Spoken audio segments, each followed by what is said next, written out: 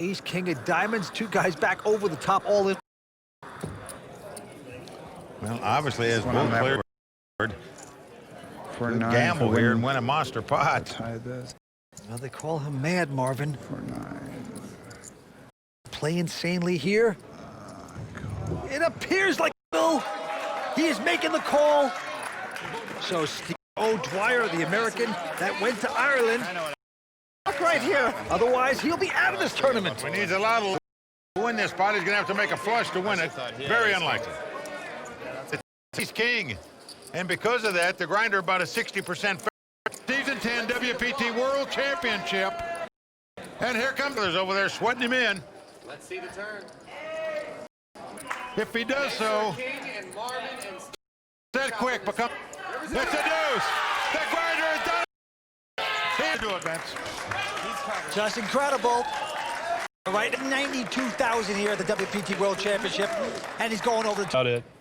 Rough to lose to a coin flip, but you have had an Just running pretty good. Not as well as I would have liked to have run today, but, you know. I was going to say, if recent performance is any indication, you're going to be back at a final table in no time. Hopefully this summer I'll make a few. Yeah. All right. Congratulations, Steve. Kimberly, back to you. Big hand for the grinder, vaulting him into the chip lead. So with Steve O'Dwyer out in 5th place, we're getting closer to adding a new name to the WPT Champions Cup.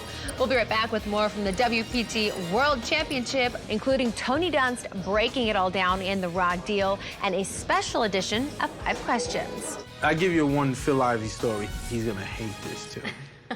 Season 10 of the World Poker Tour is brought to you by ClubWPT.com, where VIP members can win their share of $100,000 in cash and prizes every month. ClubWPT.com. Never lose a dime playing poker, guaranteed. For the 10th consecutive year, we're hosting the WPT World Championship here at Bellagio, and it brings out the greatest poker players in the world. Bellagio is definitely like my second home. There's no better place, the greatest staff, I get the best tournament director, and I just love everybody in this place. The Bellagio is where the biggest cash game in the world is played, and it just is a place that feels great to win at. It's over. Wadley has done it. Winning the World Poker Tour Championship here at Bellagio, you've beat the best of the best. They can never take it away from you. David Chu has done it. He has come back and won this tournament. Oh, man.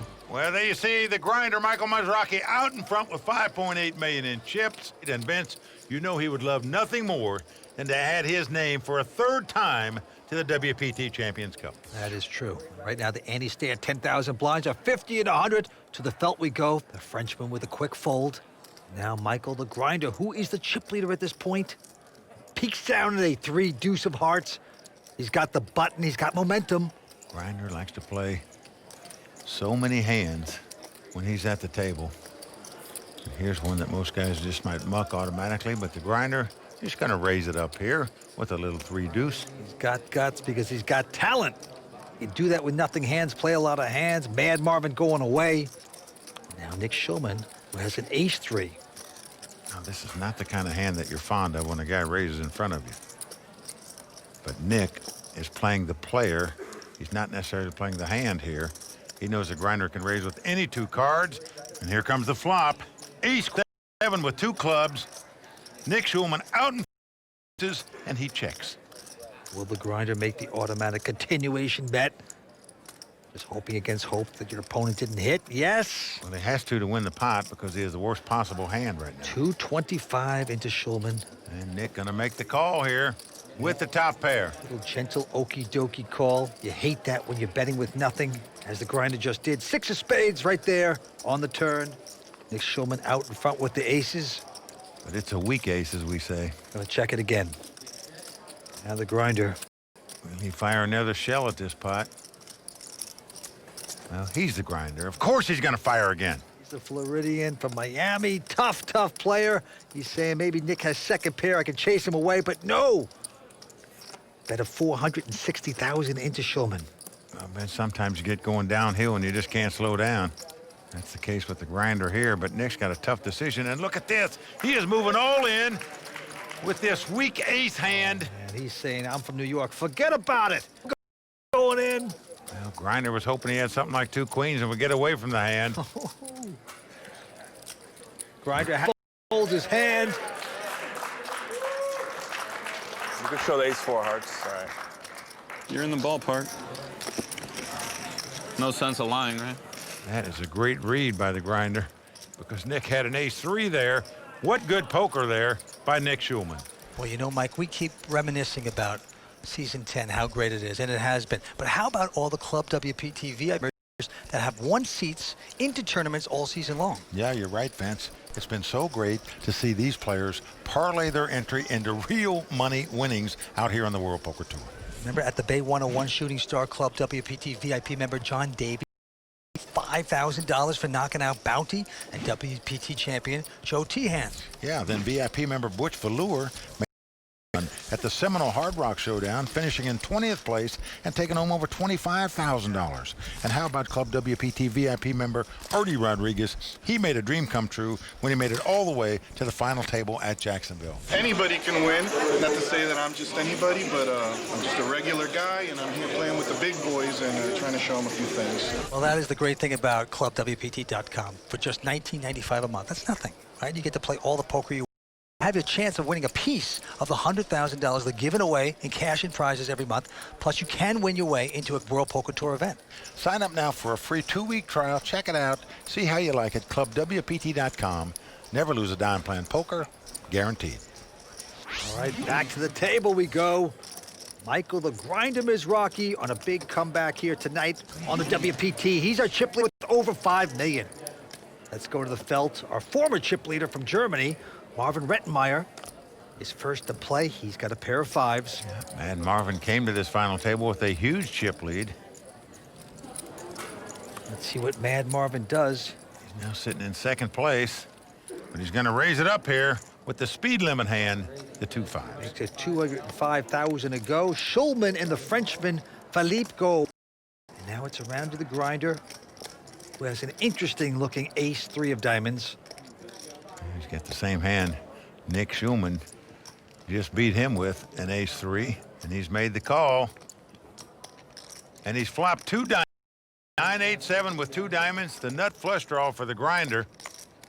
Sure, his plan is to check raise all in right here. And the Grinder is going to check into the German, who also checks behind, catches the straight as a 6 of heart appears.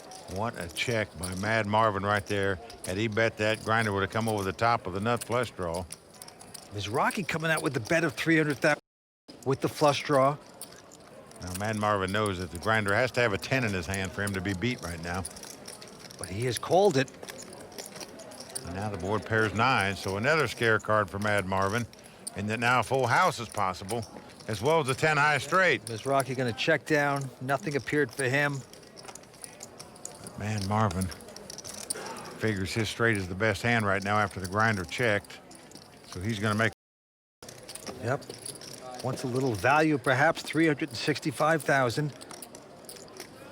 And the Grinder with absolutely nothing at this point. Hand just didn't materialize, but wow, he's getting chips out. He has raised this. 1 million. He makes it $1 million. Oh. Unbelievable.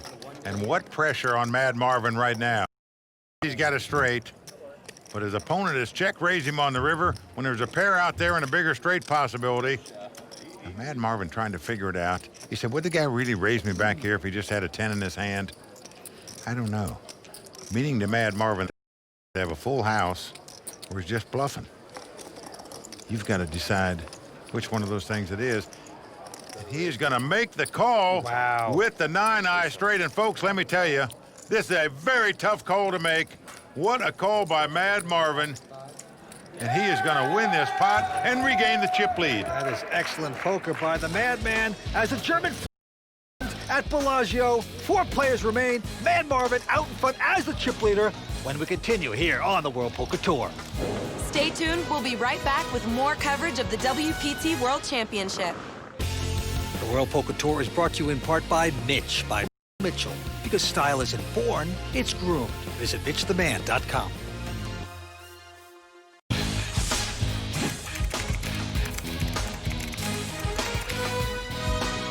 The WPT World Championship title was not the only thing on the line this week at Bellagio. The WPT Player of the Year race was highly contested until the very end when Joe Sirach was able to snatch the distinction from point leader Will the Thrill Fiala with his 10th place finish in this very event. During the last break, Mike Sexton presented Joe with the WPT Player of the Year trophy. A lot of players win titles out here on the World Poker Tour, but only one can outperform the rest over the course of a season. And that player wins the most prestigious award that we have on the World Poker Tour, the WPT Player of the Year. I'm proud to introduce to you the Season 10 Player of the Year, Joe Sirach from Albuquerque, New Mexico. Joe, this season was the closest and most intense race in the history of our Player of the Year races. You and Will the Thrill Fiala battled it out down the stretch. You went seesaw back and forth with a few tournaments to go. And to win this award, you had to finish in the top 10 in 3 out of the last 4 tournaments. Nobody's ever. Tell us about your emotions and how you feel about winning the WPT Player of the Year award. Well, I'm very excited, obviously. It was pretty crazy just playing a couple of these, doing well in them, and then Will taking the lead back. I didn't think I was going to take it back. You know, I had to finish like top 15 in this one, and somehow I pulled it off. Yeah, you actually finished 10th in this tournament, the WPT World Championship, to win the Player of the Year title. Congratulations to you, and best of luck next season in defending this title. Thanks, Mike. Once again, congratulations to Joe Sirach, the Season 10 WPT Player of the Year. Action's ready to start back up, so let's get back to the call to action with Mike and Vince. All right, as 4 players remain, the German Mad Marvin out in front with 7 million in chips. And the Frenchman Philippe Cartorza is now the short stack at the table. First action goes to Marvin as he quickly folds. And Nick Schulman picking up a pair of 5s. Yeah, he's now got the speed limit hand. He's going to raise it. 215,000 to go. Philippe going out. Michael the Grinder, this time with an ace-8. Yeah, the Grinder likes to see flops. We know that. All, and we're going to have a flop.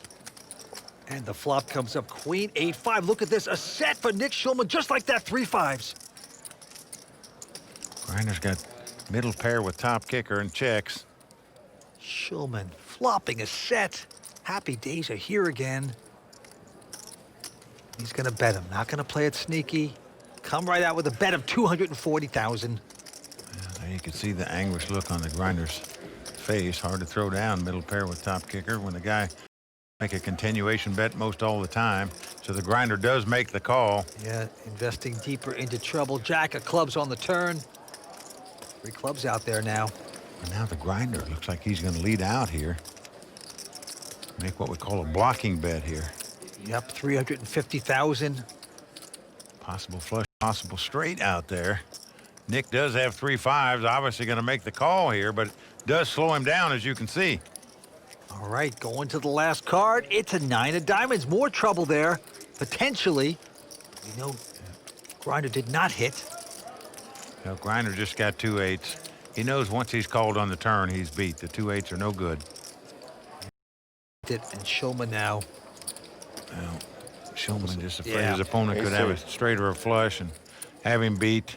Didn't think he could get paid off otherwise, and he's probably right about that. Going to take down the pot, though, with the 3 5s. Yep. Nick Schulman, 27 years old, spends a lot of time in New York, LA, Las Vegas. He's a business owner.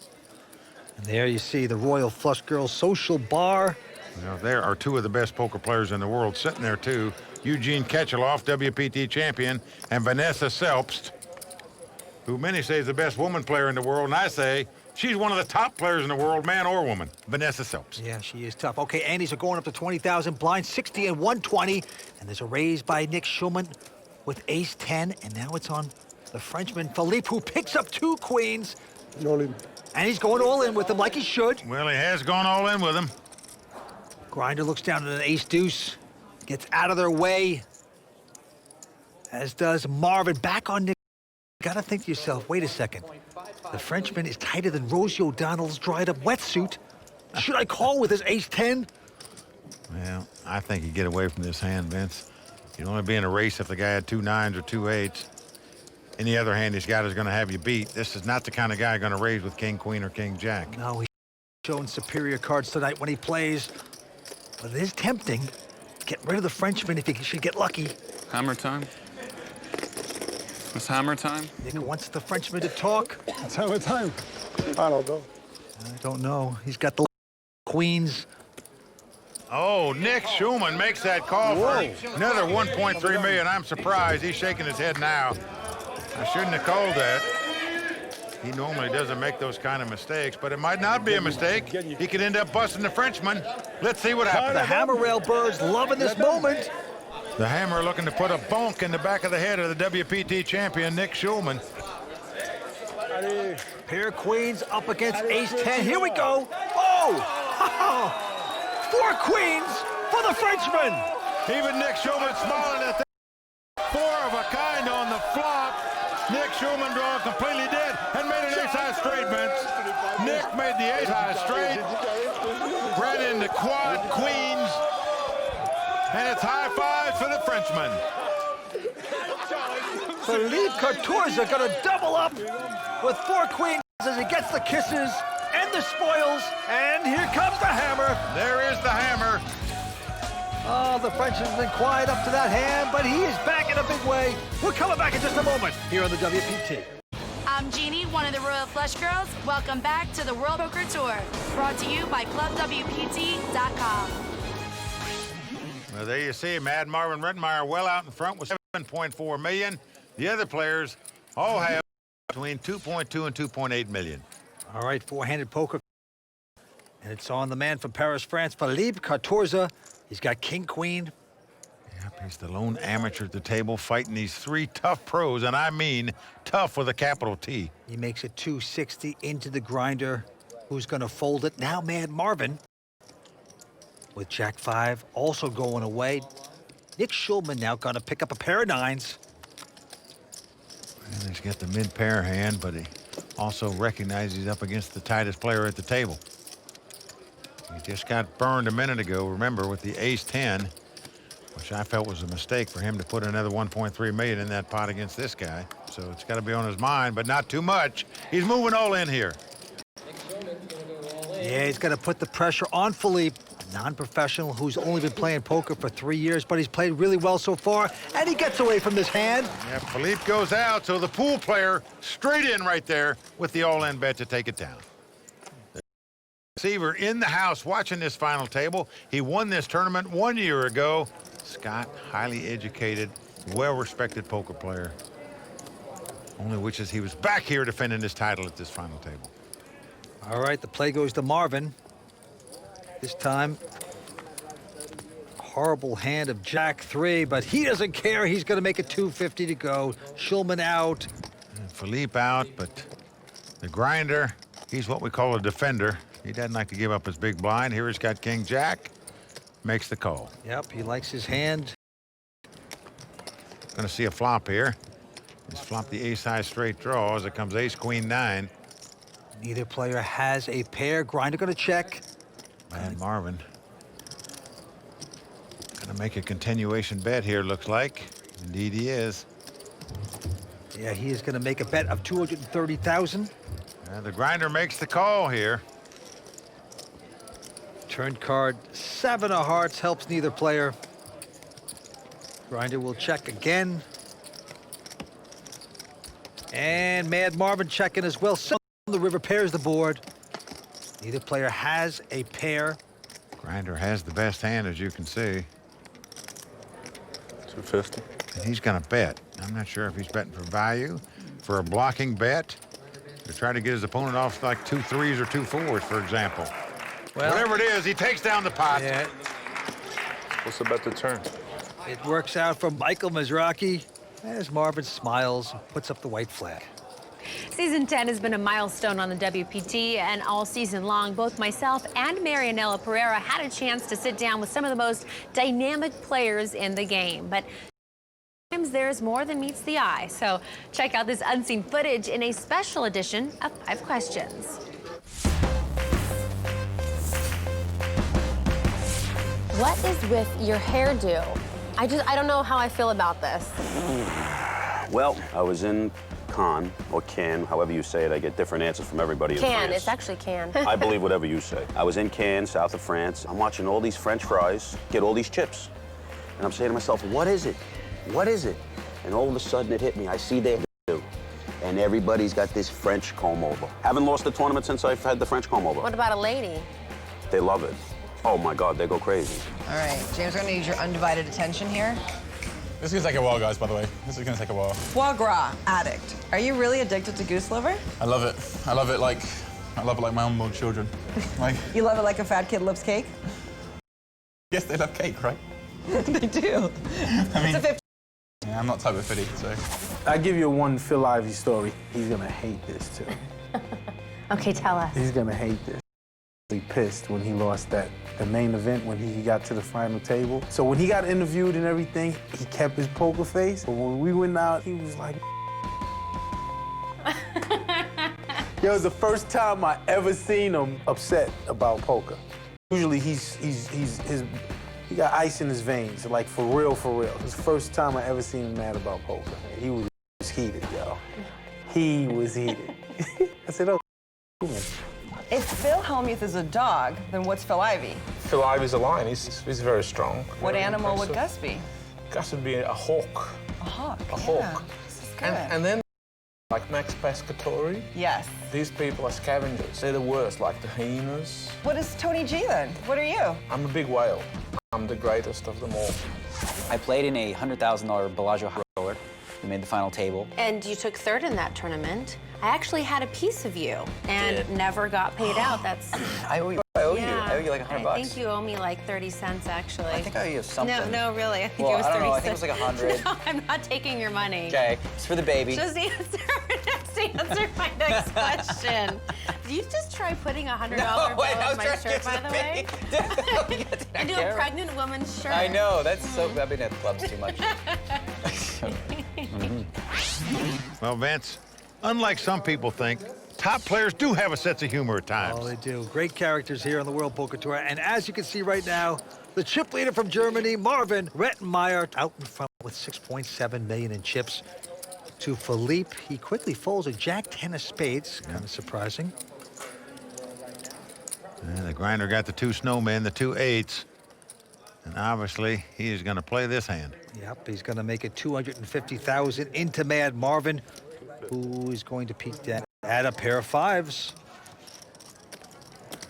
I better be a little careful here. He's been raised already. Marvin. Wow. Yeah. Throw caution to the wind. He's moved all in with the two fives. Nick Schulman going out. Back to the grinder, and what a decision he has. Now, the grinder is a gambler, folks. He likes to gamble for big pots. This is his shot where he could take the chip lead. If he played this hand and wins it, 90% sure of the best hand. You can see he wants to play it. 2 outs. He's looking around at the stack sizes.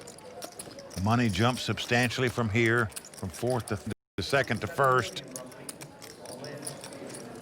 Normally, grinder thinks about nothing but the win, but tough decision for the grinder here. Well, it is. Pretty solid pair of eights. This would be a great call. Well, there's two brothers staring intently. The grinder knows his tournament life on the line. If he calls and loses this pot, he'd be out of here in fourth place.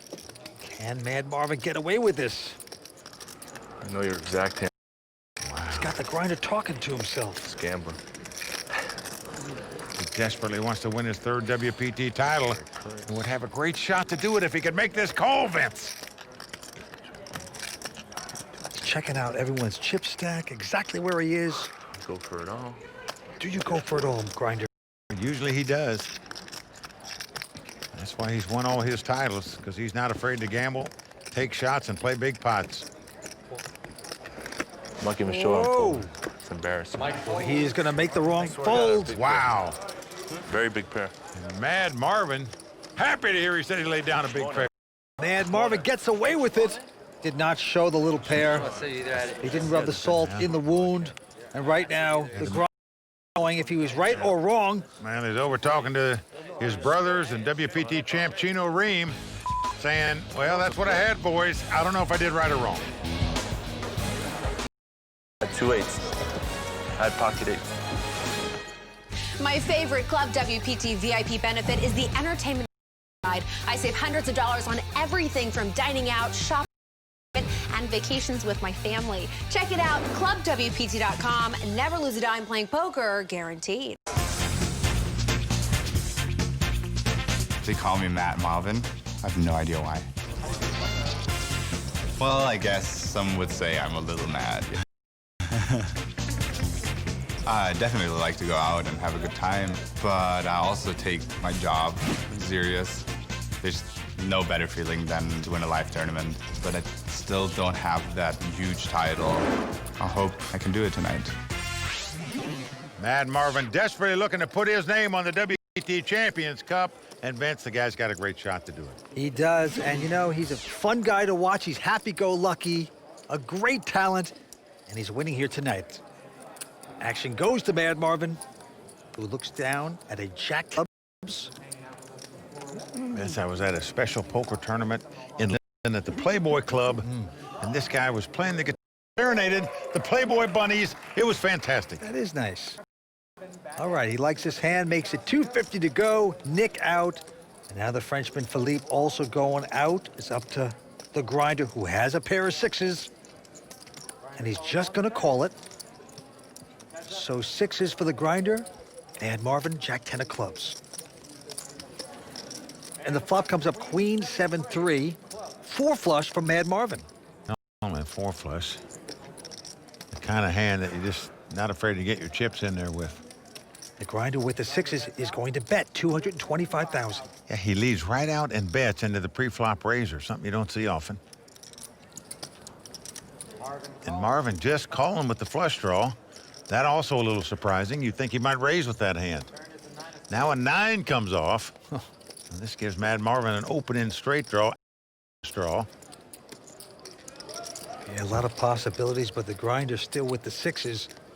Looks like he's going to stick out another bet. Yes. And lead out yet again. 420. Well, Mad Marvin's got the perfect semi-bluff hand, as we say. Open-in straight draw and a flush draw. Meaning you raise here in this spot, and you don't care if you get called or not normally. I'm all in.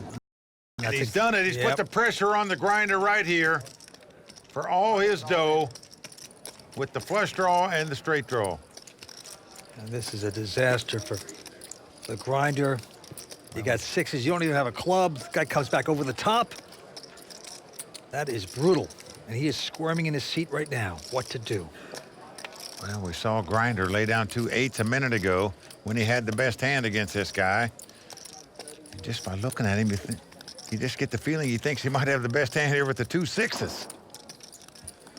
And he does. He does, but what pressure he's getting put on him. He can't take that heat, and the grinder has to fold the sixes. There is Mad Marvin's girlfriend, Leanne, waving the flag, rooting her man on. And Mad Marvin just continuing to increase his chip lead. Yeah, he is plunging ahead, well out in front now. He's starting to live up to his madman title.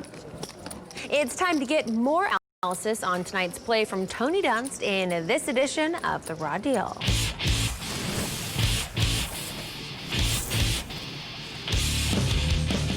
There's a common misconception in poker that flips are bad. People often say they didn't want to take a flip for their stack, or that they knew they were in a but folded anyway. I know it's a flip. Precisely.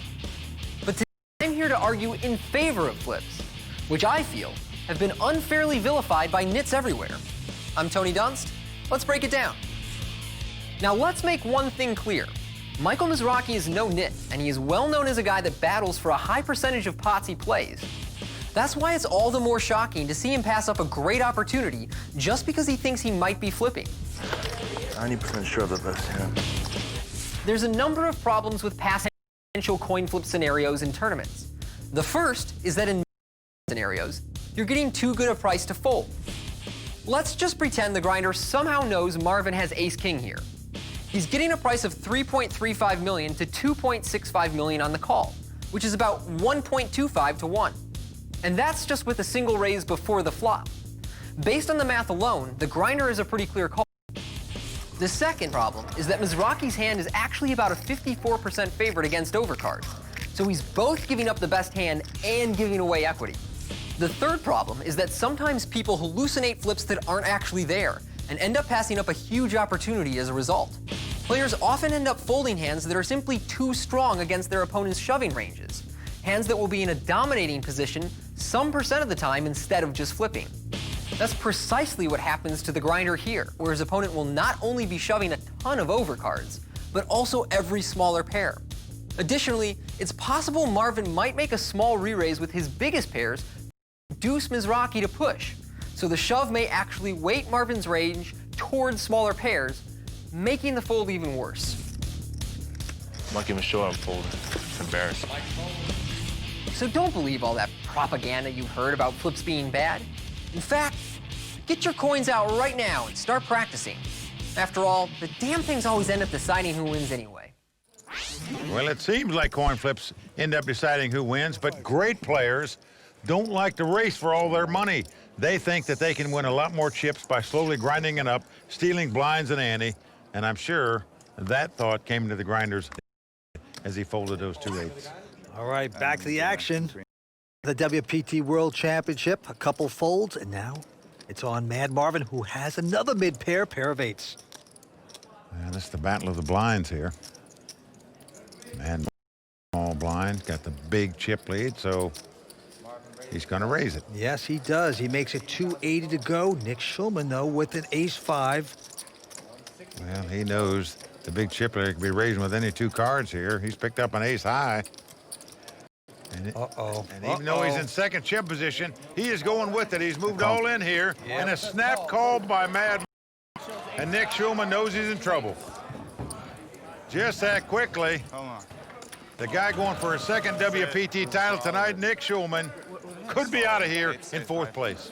So if the 2 snowmen hold up for Mad Marvin, he'll be a substantial chip leader with 3 players left. Nick Schulman needs help to stay alive. Nick getting up from the table. Mad Marvin smiling, enjoying this moment. He would love to knock out this WPT champion, Nick Schulman. Here's the flop. King, Jack, deuce. This is good for Mad Marvin. His 8 still out in front. Well, people at home may be wondering why Nick moved all in there, but he's going to win that 80–90% of the time by moving all in over the top. Well, Nick picks up a 5 there, pairs the 5s on the turn. Most of the time, Mad Marvin not going to have anywhere near a good hand as 2 8s, but right now, must catch an ace or a 5 to win. He's out of here in 4th place. Yes, he needs to suck out right. Mike, do it. The pool player on the verge of scratching on the... Here we go, Mike. It's a 3. So Nick Schulman not going to get his second WPT title tonight. Goes out in 4th place. Back to New York with a 4th place finish. Yeah, he's a player. Going to take home $256,000. Loves to gamble, but he will not be our WPT champ this year. Right now, he's going over to talk to Jess Wellman. Nick, the turning point for you at this final table seemed to be that hand with Philippe Torza. What made you decide to go with the ace-10 there? I just thought he was maybe a little desperate. I thought I might have him dominated, but, you know, in retrospect, maybe I never do. It's probably a bad call. I don't know. Other than that, were you happy with how you played tonight? Yeah, I think I played pretty well this last hand. He's opening almost every hand in that spot. You know, I could have called. I mean, it's just sometimes it doesn't go your way. I'm all right with it. Exactly. We've seen you plenty of times before. It was great seeing you back again tonight. Congratulations. All right, thank you. Thanks, Nick. Kimberly, over to you. What a calm guy. Nick Schulman out in 4th place, and with that hand, second hour of coverage from the WPT World Championship. So, Mike and Vince, analyze the play we've seen thus far and tell us what we should keep an eye on when play resumes. Well, Kimberly, what we're seeing now is possibly the rise of a new superstar in the poker world. I'm talking about Mad Marvin Rettenmeyer. He is in total command right now after just eliminated Nick Schulman from this tournament. He's the man to beat here, no doubt about it. Well, it's interesting. He's finally living up to his nickname, the Madman. He is playing mad poker now. He's starting to splash it around, torture these guys. But what about the Frenchman? He is starting to butter up his croissant there. He's playing good. They call him the Hammer. And then, of course, we have the Grinder. He's going after his third WPT title. Can he do it? All right, gentlemen, this should be an exciting conclusion as we gear up to add the final name of Season 10 to the WPT Champions Cup. Please join us next time for continuing coverage of the WPT World Championship to you by ClubWPT.com. Until then, for Mike Sexton, Vince Van Patten, Tony Dunst, the Royal Flush Girls, Jessica Wellman, and the whole WPT team, I'm Kimberly Lansing saying thanks for watching and good night. The World Poker Tour is brought to you by ClubWPT.com. Never lose a dime playing poker. Guaranteed. Tonight in Las Vegas, a new world champion will be crowned as we reach the culmination of the historic 10th season on the World Poker Tour. The dramatic conclusion of the WPT World Championship starts now, only on the WPT.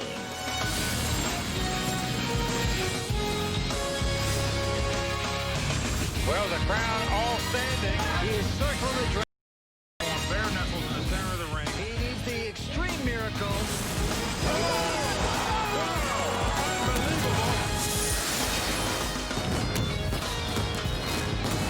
For 10 seasons, the WPT World Championship has stood out as one of the most prestigious titles in poker. A title that can define a player's career. A title that everyone wants to win. But in recent years, it has been the young, talented American pros who have dominated this event. In Season 7, 21-year-old Yevgeny Timoshenko ran over the table on his way to victory. In Season 8, emotional David Williams finally crossed the finish line with a major title, and last season, Scott Sieber cemented his place among the best when he was named WPT World Champion. This season, once again, it's the young generation putting on a show in a bid for this ultimate WPT title. Poker Hall of Famer Mike Sexton and Vince Van Patten are standing by to bring us all the action, but before we start, gentlemen, break down our remaining players. Well, Kimberly, fascinating final table so far. It's come down to 2 pros and 1 amateur fighting it out for this title. But to me, what I've seen so far is perhaps the rise of a new superstar in the poker world. 25-year-old Mad Marvin Rettenmeyer is the dominating chip leader with 3 players left. He's the guy to beat here. He's just wiping them out right now. He is very tough, but let's not forget about Philippe the Frenchman. He's got the crowd behind him. They call him the Hammer, and he's been hammering these guys all night long. But we also have, of course, Michael, the Grinder Mizrachi, going after his 3rd WPT title. He can do it. This will be good. Thanks, guys. The WPT Champions Cup is for the addition of the final name of Season 10. So let's get back to the action here at the WPT World Championship. Well, there you see the massive chip lead of Mad Marvin Rettenmeyer from Germany, 11.5 million in chips. The other 2 guys don't have 2 million. Winner tonight getting 1.2 million. All right, Andy's 25,000, blind 75 and 150. Here we go. Michael the Grinder Mizrachi first to play. And the Grinder going for his 3rd WPT title tonight. That would time with Carlos Mortensen and Gus Hansen as the winningest players ever on the World Poker Tour. In the meantime, we've got an all-in bet here. Mad Marvin's just going to put high. Philippe going to look at a King 10 of spades. And he's going to make the call. Wow, he's made the snap call here with King 10. Now, Mad Marvin surprised that a guy that everybody says plays so tight would put all his chips in there with King 10. Marvin obviously been playing very aggressive, and the Frenchman just not going to be pushed around by Mad Marvin or the Grinder. Philippe has made a solid call with King 10 of spades. Let's see flop the chip leader. Yes, it's a 6-6-4. That's good for Philippe. The King Eye still good. Mad Marvin going to have to catch a 9 or 2 runners to make a straight or a flush. Big turn card coming up. It's a Queen of spades. Also good for the Frenchman Philippe. So Mad Marvin must catch a 9 to win the pot. Nothing else will do. The river. Oh, it's going to hurt so bad. Down to the river. Can Mad Marvin suck out? No, a 4 spades on the river. Philippe Catorza, the amateur player, only been playing poker for 3 years, going to take down this pot and double up. The Hammer's rail loving it right now. His nickname is the Hammer, and they put the hammer down every time he wins a pot. Oh, one happy bunch. Oh, there's the hammer, Mike. Whoa. Gives me goosebumps. Love that hammer. But I love that call. Not an easy call to make with a king 10 for your tournament life. World Poker Tour on TV first, of course, we love it. And we see the famous player playing, so we learn about how they play. And we dream to be there. And today it's happened. Yes. Money, okay, of course it's nice. Now it's big money. My money, I make it on my work. Here, I want my pleasure. I want to be a champion. It's for that I play. That means he's a rich guy, Vince. That's what that means. Has a good attitude at the table, plays real solid poker. They just doubled up that last hand off of Mad Marvin. Mad Marvin still out in front here, but sort of shocked that the amateur would make such a snap call with a king 10 for all his dough. All right, Philippe has a pair of 8s. And he's up against two very tough pros here. For him to win this title, he's gonna have to play well and catch well. Makes it 350 to go. Is Rocky out? Mad Marvin. Let's squeeze the cards with him. Ooh, pair of 5s. Marvin better be careful here. He's gone all in. Call. And a quick call by Philippe. And a snap call by Philippe, and he has his opponent dominated. This will be an extreme hit for Mad Marvin here. If he loses this pot, no doubt about it. Yeah. The Frenchman who started in 6th place will be the chip leader if he wins this pot. Lucky Philippe. Can he stay lucky with the flop? Here we go. Well, king 9-7, 2 spades. Mad Marvin needs a 5. Marvin looking sick right now. Well, the board pairs kings. We are down to the river. And if Mad Marvin doesn't catch a 5, the amateur businessman from France will be the chip leader. Can Philippe do it? Yes, he does.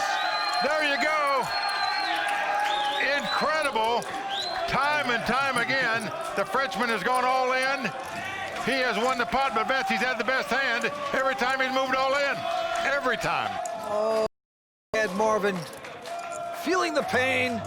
Well, Vince, the guy spewed off a whole lot of chips right there. Oh, Mike, it's happening again. There it is. Oh, yes. So wonderful how they do that hammer thing. Well, Vince, the crowd's stunned right now, as they should be. The amateur from France into this final table in last place by a long margin, is now the chip leader with 3 players left fighting it out for this title. And in 10 seasons on the World Poker Tour, only 3 other players have come from 6th place to 1st place to win a tournament, but we've never had an amateur win this tournament.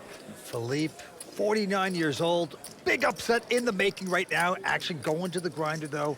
I'm all in. Well, looks down at 3s and goes all in. He's on the distant short stack here. Can't blame him for going all in here. Man's got ace-10. I call.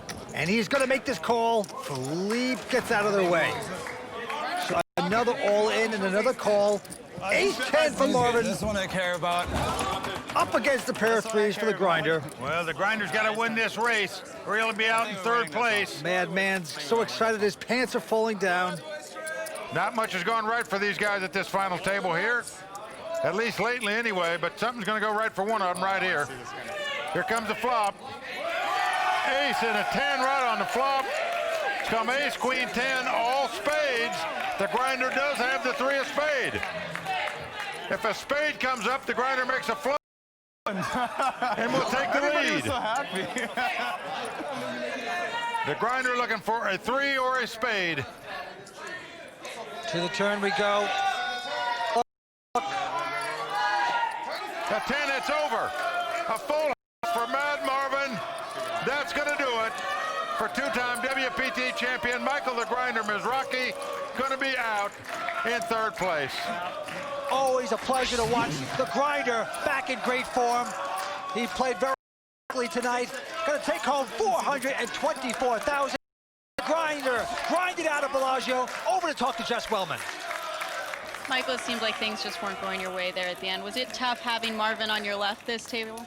Well, I knew coming in I was in a horrible seat. So, yeah, I thought I did my best what I could do with my chip stack. And if I win the flip there, you never know. Well, now, it's no 3rd title, but we hadn't seen you in a few years, and it was great to see you back at the WPT table. Were you happy to make it back? Well, yeah, I'm glad to be back, but I just I haven't played many tournaments, and I just take a lot of breaks. And, you know, I'll start again now, and hopefully I'll have a great season 11. All right, thanks, Michael. Thank you. Congratulations. Thanks so much. Kimberly, over to you. All right, with Michael Mizrachi out in third place, we're close to crowning the Season 10 WPT World Champion. Will be Marvin Rettenmeyer or Philippe Catorza, who takes down the most prestigious title of the season. We've got plenty more in store from the WPT World Championship, including a final word on the season from Tony Dunst in The Raw Deal, and a tribute to the WPT champions of Season 10 in a Champions Cup moment. There's a lot going on, so stay tuned. As a Club WPT VIP, you get exclusive inside access to the WPT and can play for your share of more than $100,000 in monthly cash and prizes, including WPT seats. Check out clubwpt.com. Never lose a dime playing poker. Guaranteed.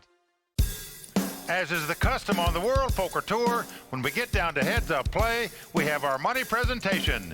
So show us the money! And right now, comes the spectacular Royal Flush Girls. Brittany, Tuba, Ivy, and Jeannie. Well, just incredible. Over $2 million is what these two guys are going to take back overseas with them, Vince. They will also get their name inscribed on the WPT Champions Cup with all the champions over 10 years. What an honor. And right now, one of these guys will become our champion here at Bellagio. Heads-up play for the WPT World Championship title is about to get started between Marvin and Philippe Catorza. During the break, Jess Wellman had a chance to speak with both players. Marvin, you came in as chip leader, now you're chip leader going into heads-up play. What's going to stop you from taking this thing down? I hope nothing. I mean, it looks really good right now. I'm smallest chip lead, but I feel pretty comfortable going into the heads-up. You've got this great group behind you. Yes, Is their energy a real difference? Yes, very energy, and Guillaume Darcourt is my energy. He's always near me. It's like my brother, and he pushed me. He's so happy that when I win, it's like he's winning. So everybody is happy for me. All right, good luck, Philippe. Thank So much on the line as we go into our final heads-up battle of the season. Yeah, the winner going to take home $1.2 million and get his name on the WPT Champions Cup. The runner-up going to take home $800,000. Mad Marvin looking for his first big-time poker tournament title. He could do it if he can win this heads-up battle. But the lone amateur who came into the final table in 6th chip position with a great shot to take the title as well. All right, to the play we go. Philippe, he's got king, queen. He's raised to $300,000. And Marvin has called. Here's the flop. Yeah, Jack 8-3 all clubs. As you can see, Mad Marvin has a flush draw and a gut shot straight draw. They both check. And then the 10 on the turn hits Mad Marvin. Pair of 10s. His opponent now has an open-ended straight draw, as you can see. And Philippe has checked. Marvin gonna bet with the 10s. 275. Now remember, Philippe raised before the flop. He flop and the turn, and now he's gonna raise it here, Vince. Very sneaky. Makes it 775. When a guy checks a couple times and then raises you just think he's got a monster hand, but Marvin has made the call because he has a flush draw and a straight draw and a pair of 10s. River card is a 5 of spade, no flush. Philippe has king high. Does he have the heart to bet this? The continued bluff goes on here by the Frenchman. Weaker players would check on the river. They wouldn't continue larceny, but the Frenchman's doing it. With a bet of 875, can he push Madman out? That's Mad Marvin's girlfriend over there. Wonder if she'll scream out, call him, call him. This would be the call. One of the calls of the year, I can tell you. It's just not something you would expect out of an amateur player in the first hand of the heads-up battle here. Mad Marvin saying, does this guy have the gall to bet without a hand? And he's going out. Look at this, Philippe is gonna show it. The Frenchman showed him the bluff. He's put the salt in the water, stirring it up, throwing it into that deep wound of Mad Marvin. And that's going to sting. There you see Joe Sirach. He's the WPT Player of the Year, Season 10 at the Royal Flush Girls Social Bar. And there's also Faraz Jaka in his Liberace outfit, looking good. Faraz, the Season 8 WPT Player of the Year. So big-time players sweating out this final table. Philippe now with almost twice as much in chips. That's the way it's going right now. Back to the table. Wow, a bluff on deal number 1 of this heads-up I battle. love that the Frenchman showed it to him. Shaking. This time, Mad Marvin has an 8-7, and he's raising it to 300,000. And Philippe is going to look down at, oh my goodness, the pair of queens. He's got the ladies, and look at this. He's going to play it sneaky, just calling. Here's the flop. Oh, and it may work out very well for him, as his opponent has flopped top pair, and he's got an overpair. Yep, they both check here. Turned card, a 9 of clubs. Now it's on Philippe to act first. He's got that big overpair. Tried to trap earlier, but now he's got a bet. Looks like 475. I am in shock that Mad Marvin did not bet that flop with the top pair. Now he's got an open-end straight draw to go with this pair. But it's like he just smells a rat in the kitchen here. Wow, look at this. He's just going to call. Not going to get fancy with it. He respects Philippe. Down to the river we go, and look at this. Oh, man. Queen on the river. This gives Philippe 3 queens. Now, yes, there's a possible straight out there, but Philippe will be going no, except to the center of the pot with his chips here. Oh, boy. That's 1.3 million. And now Mad Marvin has got to figure this out. Can he lay down this hand? No, he doesn't. He calls it, and he's going to pay for it. Well, he's made the call here. Look at the look. Quad Doms, he said. 3 queens. Give me the money.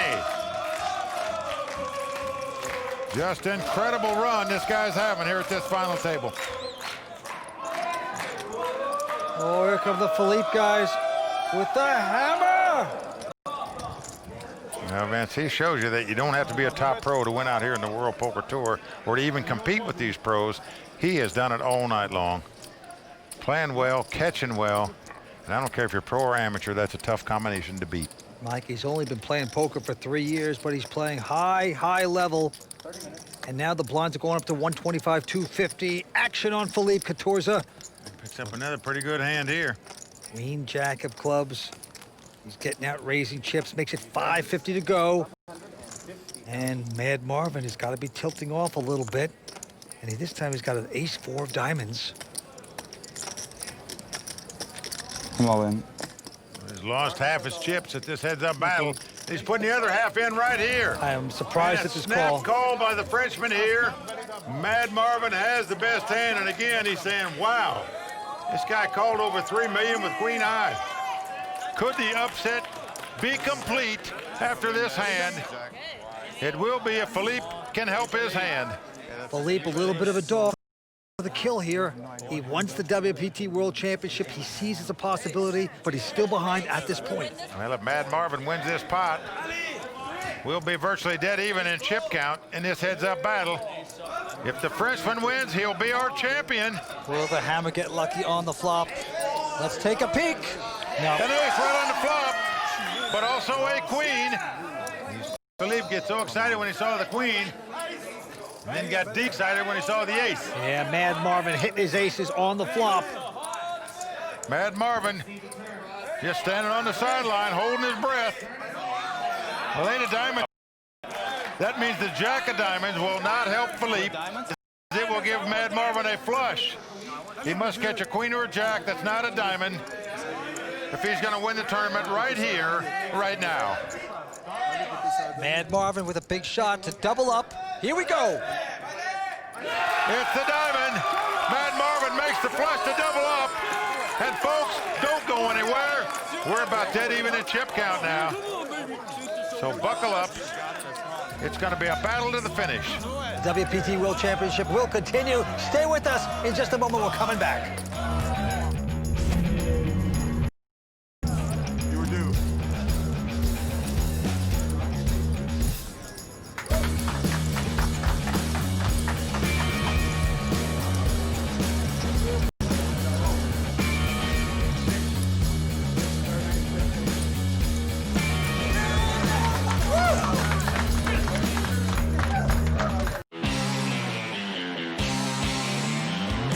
I'm Brittany, and I'm one of the Royal Flush Girls.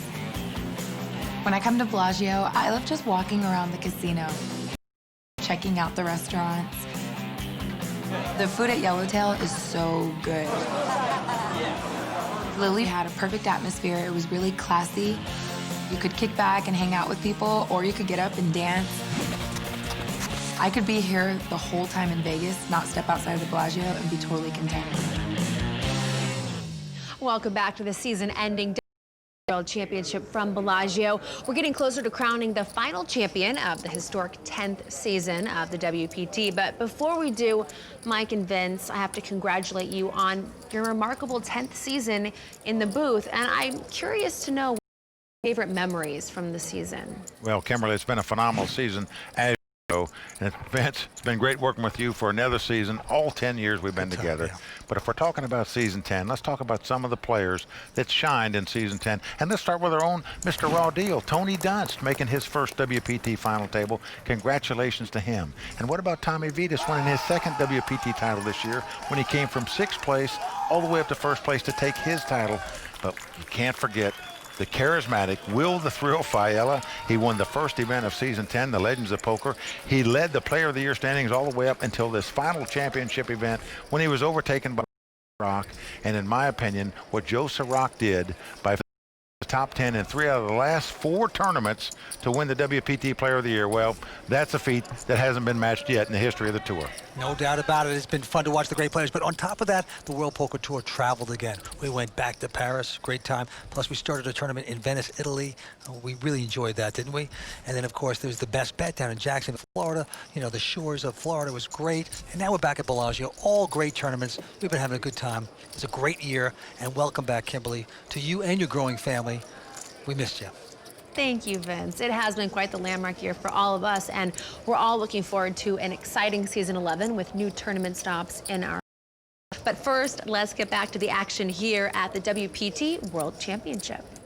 Well, after doubling up Mad Marvin there, Philippe now only has a narrow chip lead in this heads-up battle. He's got 8 million. Mad Marvin Rettenmeyer from Germany sitting on 7.2 million. Action going to Mad Marvin as he looks down at an 8-3 of diamonds. And he will raise it up, makes it a $500,000 to go. Philippe with a Queen 7. Got the computer hand, the Queen 7 offsuit. Philippe is going to stick around, makes this call. It's known as the computer hand because with 2 random cards, it's 50-50. Whether you'll pick up a 2-card hand that'll beat that. Look at this flop, 8-7-3. That's 2 pair for Mad Marvin. And middle pair for Philippe, so great opportunity for Mad Marvin to extract some chips from his opponent. Philippe has checked, and Marvin's going to bet 425. Philippe with just 7s is, whoa, uh-oh. Careful there. He is going to toast his croissant here with a raise. Well, Mad Marvin hopes so. You flop 2 pair boy. With an 8 high, no flush draw possible out there. You gotta love having 2 pair here. Philippe has misstepped here so far, at least. He's making 1.2 million. Now you got 2 pair. If you're Mad Marvin, you just okie dokie called. You pop it. Nope, he's gonna raise it, Vince. Wow. Another. This is the time to say goodnight. I believe if you're the Frenchman, get out of trouble right now. You took your stab. He's not giving it up yet, Vince. I don't know why. Whoa, whoa. He has gone all in here. And Mad Marvin has called him, and he's in front with 2 pair. Double pair, j'ai perdu 7. Perhaps the first bobble by the Frenchman tonight, Vince, and it could cost him this tournament. We shall see. Une dame, allez, une dame. Well, a 9 comes off. Not good for Philippe. Philippe must catch a queen or a 7. Nothing else will do. Mad Marvin holding his breath. If Philippe should get lucky and hit a queen or a 7, this tournament would be over. It's a deuce. There you go. Mad Marvin has won the biggest pot of this tournament. No question about it. He doesn't have all the chips, but he's about got them all, Vince. Mad Marvin Rettenmeyer is on the becoming the season 10 WPT World Champion.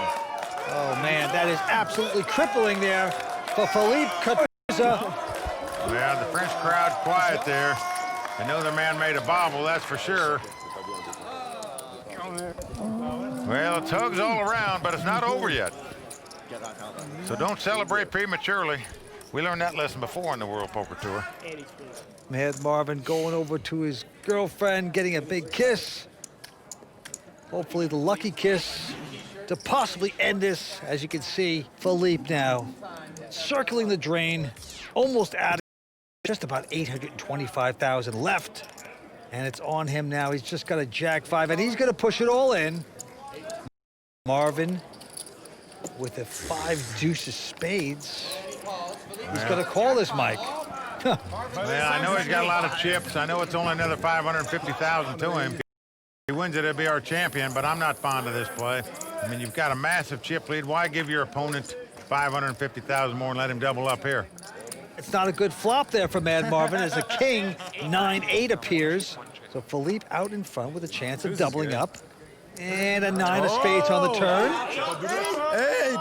That means if an 8 comes off, they would split this pot. Marvin needs a deuce to win it. A 5 would give him a split as well. But it's a jack, so the Frenchman's going to double up here. Now, Mad Marvin's still well out in front, but still, you have to wonder. I know it was only 550. You're your champion if you win it.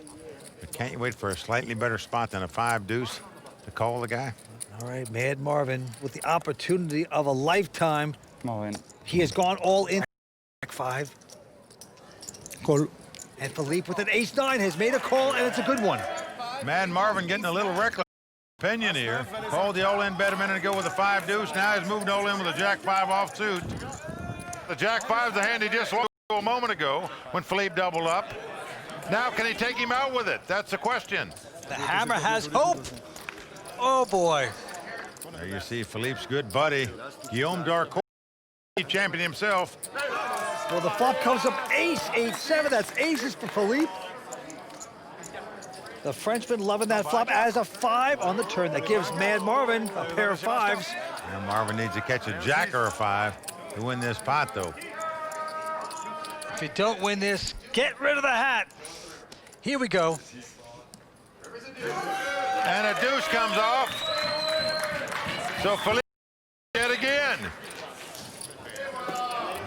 And Vince, right about now, Mad Marvin's starting to get slightly concerned. Well, the hat goes off. Realizes that was the kiss of... Stay tuned. We'll be right back with more coverage of the WPT World Championship. Season 10 of the World Poker Tour is brought to you by ClubWPT.com, where VIP members can win their share of $100,000 in cash and prizes every month. ClubWPT.com. Never lose a dime playing poker, guaranteed.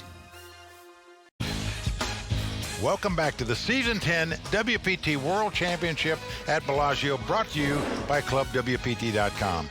Vince, we've had a fantastic year out here in Season 10 on the World Poker Tour, but what's even more amazing is the number of players who competed in WPT events simply because they were Club WPT members. That's very true, Mike. We met some wonderful people that had the Club WPT VIP experience. Not only did the tournament, they won their way under the tournament, but they also got to hang out with Flush Girls. We had dinners with them. We had some laughs. We played poker. Okay, they could have won big money. Maybe they didn't, but they had that shot.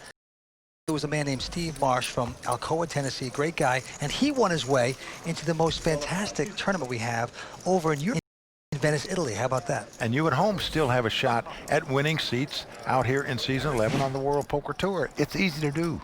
Just go to ClubWPT.com. Sign up for a VIP membership, which will cost you $19.95 a month. You get to experience the VIP benefits, play all the poker you want, and you can win your share of over $100,000 in cash and prizes every month. ClubWPT.com. Never lose a dime playing poker, guaranteed. All right now the heads-up battle continues. Marvin, the madman, Rettenmeyer with 11.9 million. Philippe Catorza, 3.3.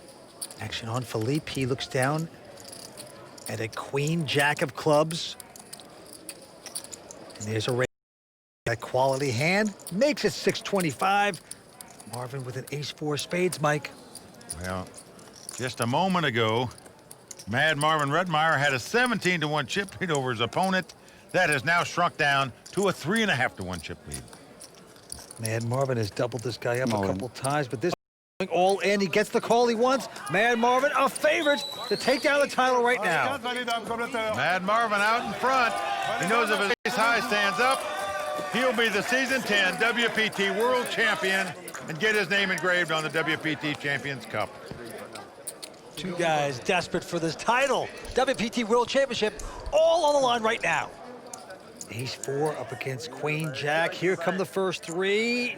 And the flop is a jack for Philippe. He's hit a pair of jacks. Well, the French go crazy as their man takes the lead here. There's 4 spades there for Marvin, though. Mad Marvin has a flush draw. Needs a spade or an ace. 6 of hearts on the turn, pairs the board.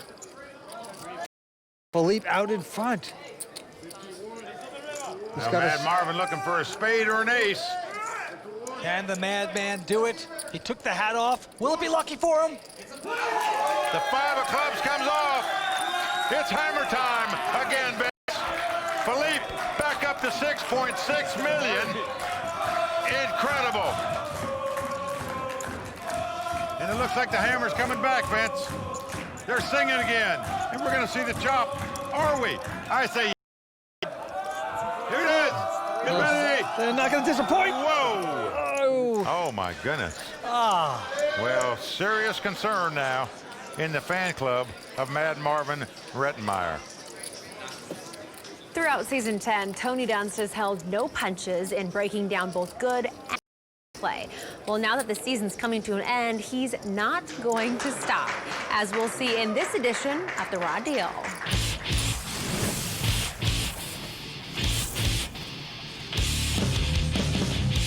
In 10 seasons of the World Poker Tour, there are 2 storylines we've seen played out repeatedly.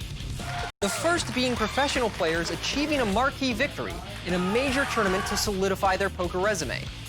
The second is amateur players rising through a minefield of talent to emerge victorious on poker's biggest stage. Tonight, one of these 2 will happen, but who has the edge? I'm Tony Dunst. Let's break it down. There's no question that going into this final table, German pro Marvin Rettenmeyer couldn't have asked for a better result than to get heads up with French amateur Philippe Catorza. While Marvin no doubt has an edge, I think heads-up play enhances the illusion of having more control than one actually does. Earlier this season, we watched one of the game's best, young pro David Sands, get heads up with a true amateur, Sean Jazzieri, and yet one unavoidable coin flip was all that really decided the match. An ace right on the flop. What a flop there for Sean to flip things around. But let's not get ahead of ourselves here. Even though Philippe is the amateur player, he is very much live in this match with Marvin. And Marvin quickly realized that Philippe is dangerous and willing to take risks to get his name on the Champions Cup, a lesson he learned when Philippe tabled his king-high river bluff.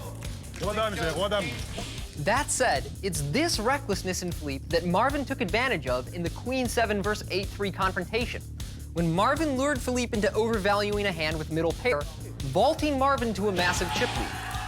Almost everyone expected the tournament to be over any moment after that hand.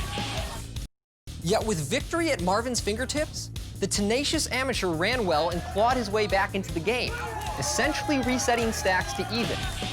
So although professional players might find it frustrating that they can do little to ensure victory, it's that very possibility of anyone winning that keeps amateurs playing poker.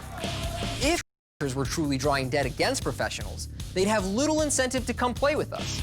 But it's a difficult concept to be objective about when you feel a player much less experienced or deserving than you just deprived you of poker glory. The tumultuous match is a fitting end to our 10th season, and I've enjoyed every moment of it. And assuming I don't jump off a bridge after losing heads up to an amateur in a major tournament, I'll see you here next season. Well, the only thing you're forgetting about is the element of surprise by the amateur. You don't know how they play, and that mixes up pros, so not easy knocking off a so-called amateur in this game anymore. Let me tell you, when you're in a race situation, doesn't matter if you're a pro or an amateur, you got to win them to win tournaments. Look at this, Mike. Blinds have gone up to 2 and 4. Marvin has an ace-jack of clubs. And he's smelling the kill. He has raised to 800,000. Let's take a look at Philippe's cards. He's got a pair of 8s. This could be shove time. Yes, he's going to shove. Oh, quick call. So here we go. Vince, it seems only fitting that it comes down to a race. All this playing 7 days, and it could come down to the classic race, the 2 overcards versus the under pair. Come on, let's do it. Mad Marvin out in front in terms of chip count, so if he wins this pot, he'll be our champion. If Philippe wins it, he'll be the new big chip leader. Everybody on their feet, holding their breath. And there comes the flop. Well, it's 10-7-5, the 2-8 still out in front. Yeah, no good for Mad Marvin. Looking disappointed there. He's going to need some luck here on the turn. It's a king of spades. Philippe's still out in front. That means a queen will now make a straight for Mad Marvin. So he's looking for an ace, a queen, or a jack. Mad Marvin would become our champion. Here we go. Nope, a 7 comes off. Heartbreak for Mad Marvin as he loses this pot.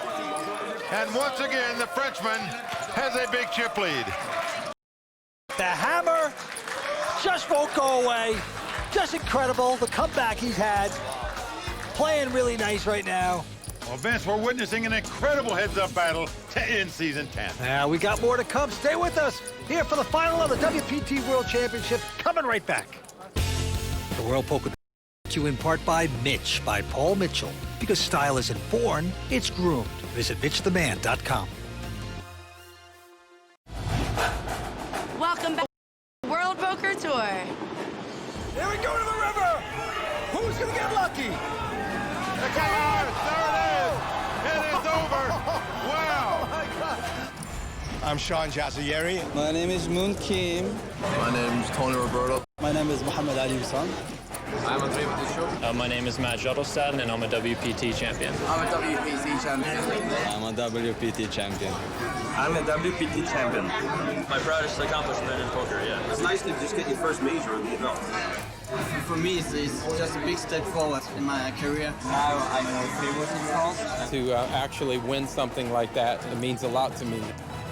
The tournament was over with the 6-8 hearts. I call. And Ken goes all in and called. Did a triple Indians. I call. I haven't called that fast on the river in a long time. On the river, I had full house. Bogdanov has done it, Vince. Tricky play by Renat. And my opponents pay me all. The thing that stands out the most is my rail. And how obnoxious they were. I wish we could just go back that day and relive it over and over. Oh, it's the 10. He's done it. James Dempsey has done it. The best day of my life. When you see your name on the big trophy and, you know, it's there permanently. I go over to that cup and just look at my name every once in a while and just brag. Yeah, it was a very beautiful moment. It's forever changed my life, the whole experience. Well, Vance, we've seen a lot of great champions in Season 10, but we've got one name to add to that Champions Cup. We certainly do. Will it be Philippe Catorza? Only been playing poker for 3 years. He's got 11 million. Mad Marvin down to 4 million. Here we go. Mad Marvin. Oh, he's got a pair of 10s. Wide up. This could be revenge time. Blinds are now 2 and 400,000, remember. Marvin makes it 800,000. Philippe gonna have one ace and a 4. But he's gonna push all in and he gets a quick call. Yep, the snap call by Mad Marvin. So the min raise worked to perfection for Mad Marvin, at least so far. He enticed his opponent to move in. Now, will the 10 stand? Well, there you see Guillaume Darcourt, WPT champion, and the pink hair there, holding his buddy. Said, we're going to hit an ace this time, my friend, don't worry. Mad Marvin out in front right now with the 2 10s. If he wins this pot, he'll be our chip leader. If not, it'll be over. And the flop is a king 7, deuce 10, still in front. No help for Philippe right there. To the turn we go. Well, a 3 comes off. That means Philippe can catch a 5 and make a straight. So Philippe needs an ace or a 5 to take this title right here, right now. Here we go. River card. It's a deuce. And with that pot, Mad Marvin takes the chip lead in the heads-up battle one more time. Can you believe that we're going back and forth this much in this heads-up battle? No, Mike. What an unbelievable end to Season 10. At first, it was Philippe the Hammer who had complete control of this match, but then Mad Marvin doubled up to have a commanding chip lead. It's just amazing. Well, you're never completely out of it when you're playing heads-up, Vince, as you know, and Philippe had to double up 4 times to snatch the lead back from Marvin. And after that last hand, it's now Mad Marvin, who's back to being the chip leader. Simply incredible. Yes, it is. You just wonder the mental strain on these guys for going back and forth like this. Oh, wow, look at this, Mike. Marvin has picked up King's gigantic hand. How do you massage this? Well, he's going to make it. Looks like the minimum raise. And that's exactly the case. Yeah, 800,000 total. Philippe. Oh, wow. He's got jacks. Vince, this is known as a cooler in poker world, as you know, when you're playing heads-up poker here. If he raises here, it's all going in pre-flop. It's all in. Nothing the Frenchman can do here. The guns are firing. Kings versus Jacks for the WPT World Championship. One more time, Mad Marvin celebrating prematurely here. Didn't learn his lesson from before. Certainly, both players going to get their money in with these hands. Just a cooler, as we call it. You're going to get in with the Jacks. You're going to get in with the Kings in a heads-up battle like this. 5 cards to come. Let's see what happens. Well, it's come ace 9-3. So far, so good for Mad Marvin. If he can just dodge a jack, he's going to be the season 10 WPT World Champion. They have both been on an emotional roller coaster all night long, and here comes the turn. It's a 10 of clubs. Philippe Couturza has 2 outs. He must catch a jack. 5. Can Philippe suck out? Mad Marvin 1 card away from becoming WPT champion. Let's see the river card at our WPT World Championship. It's an ace. There it is. Marvin Redmeyer has done it. He is the WPT World Champion for season 10. And the was, Vince. I'll tell you, Vince, you got to take your hat off to the Frenchman, though. Give him a salute. What a performance he put on all week long, and especially in this heads-up battle. Mad Marvin has done it. He's our champion. Oh, that's nice to see. Good sportsmanship all around. And what an effort the amateur Frenchman put on. But when the smoke cleared, the guy with the big chip lead starting this final table is now engraving his name on the WPT Champions Cup. Oh, God. Philippe, that was a crazy heads-up battle, but you can't say you didn't give it your all. Are you happy with your play and how hard you fought? Yes, I'm happy, but it's always hard to finish second. And it was a nice party, a nice final, and nice ends up. Biggest poker moment for you of your life? Yes, of course, yes. It's a big souvenir for me, yes. And also my friend was here, so of course I never forget it. You're right, you have a great reel, great friends. Let's hear it. Yes, hammer, allez, faites le bruit pour le hammer. Hammer. All right, ready?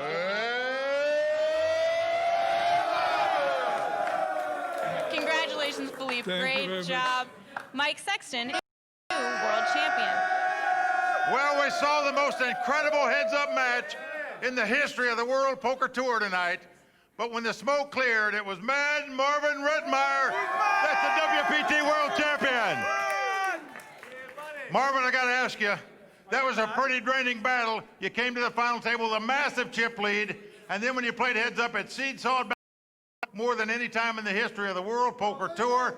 What were you thinking all that time? When is it over? Well, it's over now, and not only have you got $1.2 million to go with this championship, you get your name inscribed on the WPT Champions Cup to go along with the other poker tour. I know you got to be feeling great. It's your greatest poker achievement ever. You should be very proud of this performance this week. One more time, let's hear it for our champion, Mad Marvin Redmeyer. Kimberly, back to you. A heads-up match to go down in the history books. Congratulations to Marvin Rettenmeyer, the Season 10 WPT World Champion. It has been a fantastic 10th season on the World Poker Tour, but have no fear, the entire WPT team will return in Season 11 with new tournaments, new stops, more raw deals, a new set of ones to watch, and of course, the best poker from around the world. Until then, from Mike Sexton, Vince Van Patten, Tony Dunst, Jessica Wellman, the Royal Flush Girls, and the whole WPT team, I'm Kimberly Lansing saying thanks for watching, and we'll see you next season. Good night. I don't understand what this is for. Poker's most exclusive table has landed in one of the world's most expensive cities. A seat here will cost you at least £100,000, but it could earn you millions. This is WPT Alpha 8.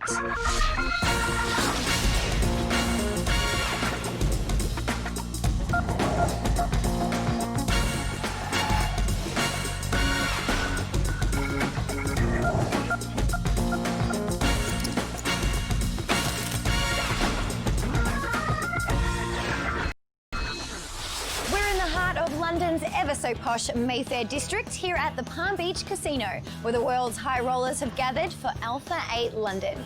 The buy-in for our Texas Hold'em poker tournament is a staggering £100,000, which is more than $160,000 US. I'm Lynn Gilmartin, ready to bring you VIP access to the world of super high-stakes poker. I'm joined by our top-notch commentators, Ali Najad and Olivier Bousquet, stationed over in the ClubWPT.com skybox. Good day, gentlemen. Good day to you, Lynn. Olivier and I are, of course, excited to be here alongside yourself and a room full of very illustrious poker players, each of whom have bought in £100,000 to take a seat in our event, and that translates to over $160,000. This is a re-entry tournament, which means that if any of our current players busts, they can put up another £100,000 and give it another go. Yeah, it takes a lot of nerve to pull the trigger and buy a second bullet when the stakes are this high. The room tables in action currently, and several familiar faces who have played in our last event out in Florida, and some faces that we have yet to see. Our feature table is really the epitome of an Alpha 8 table. We have a few superstars, Scott, Toby, and Steven. Obviously, a legend of poker in Eric Seidel. A couple successful businessmen and poker enthusiasts with Richard Young and Tony G, and even an unknown player in Drew Patel. I've never seen him before. It'll be really interesting to see what his approach to poker is. Well, so far, it's to open the pot with a raise sitting on Queen Jack offsuit to 2,300. Scott Seaver out of the way. Eric Seidel with pocket sixes in the small blind defends. And now on to Steven Silverman with Ace Jack suited. Silverman, of course, the champion of our inaugural Alpha 8 event in Florida. He's had to put $160,000 roughly back into this event as he defends his big blind, and we'll take our first flop of the evening, three-way. And they do things a little bit differently here at the Palm Beach. One by one, they peel him off the stub. Eric Seidel has flopped bottom set, nothing much happening for Silverman. Drew Patel, 2 overs and a gut shot drawn. The action is checked all the way around. Turn card pairs the board. Seidel has a full house. His opponent's drawing dead. He checks a second time, and Silverman seems like he might be tempted, but instead checks it over to Patel. And it looks like Drew's gonna say, if you don't want it, I do. Yeah, exactly. After 2 checks, 2 players, Drew Patel taking a shot at this pot. We know it's not gonna work with Eric sitting back there with a full house. We'll see how he plays it. 10,500. Raise to 10,500. And Seidel is gonna check raise to 10,500. That makes quick work of Silverman's hand. Back over to Patel, and he knows better than to continue laying it down. What have we learned? Well, just by looking at him and his age at just 21 years old, I'm not surprised if he's a relatively active player, getting involved a bunch and taking shots at pots. Now, while Seidel took that pot, there has been much action here in London leading up to this point in the event. A8 London kicked off with 10 players drawing their seats, stacking their chips, and assessing the competition.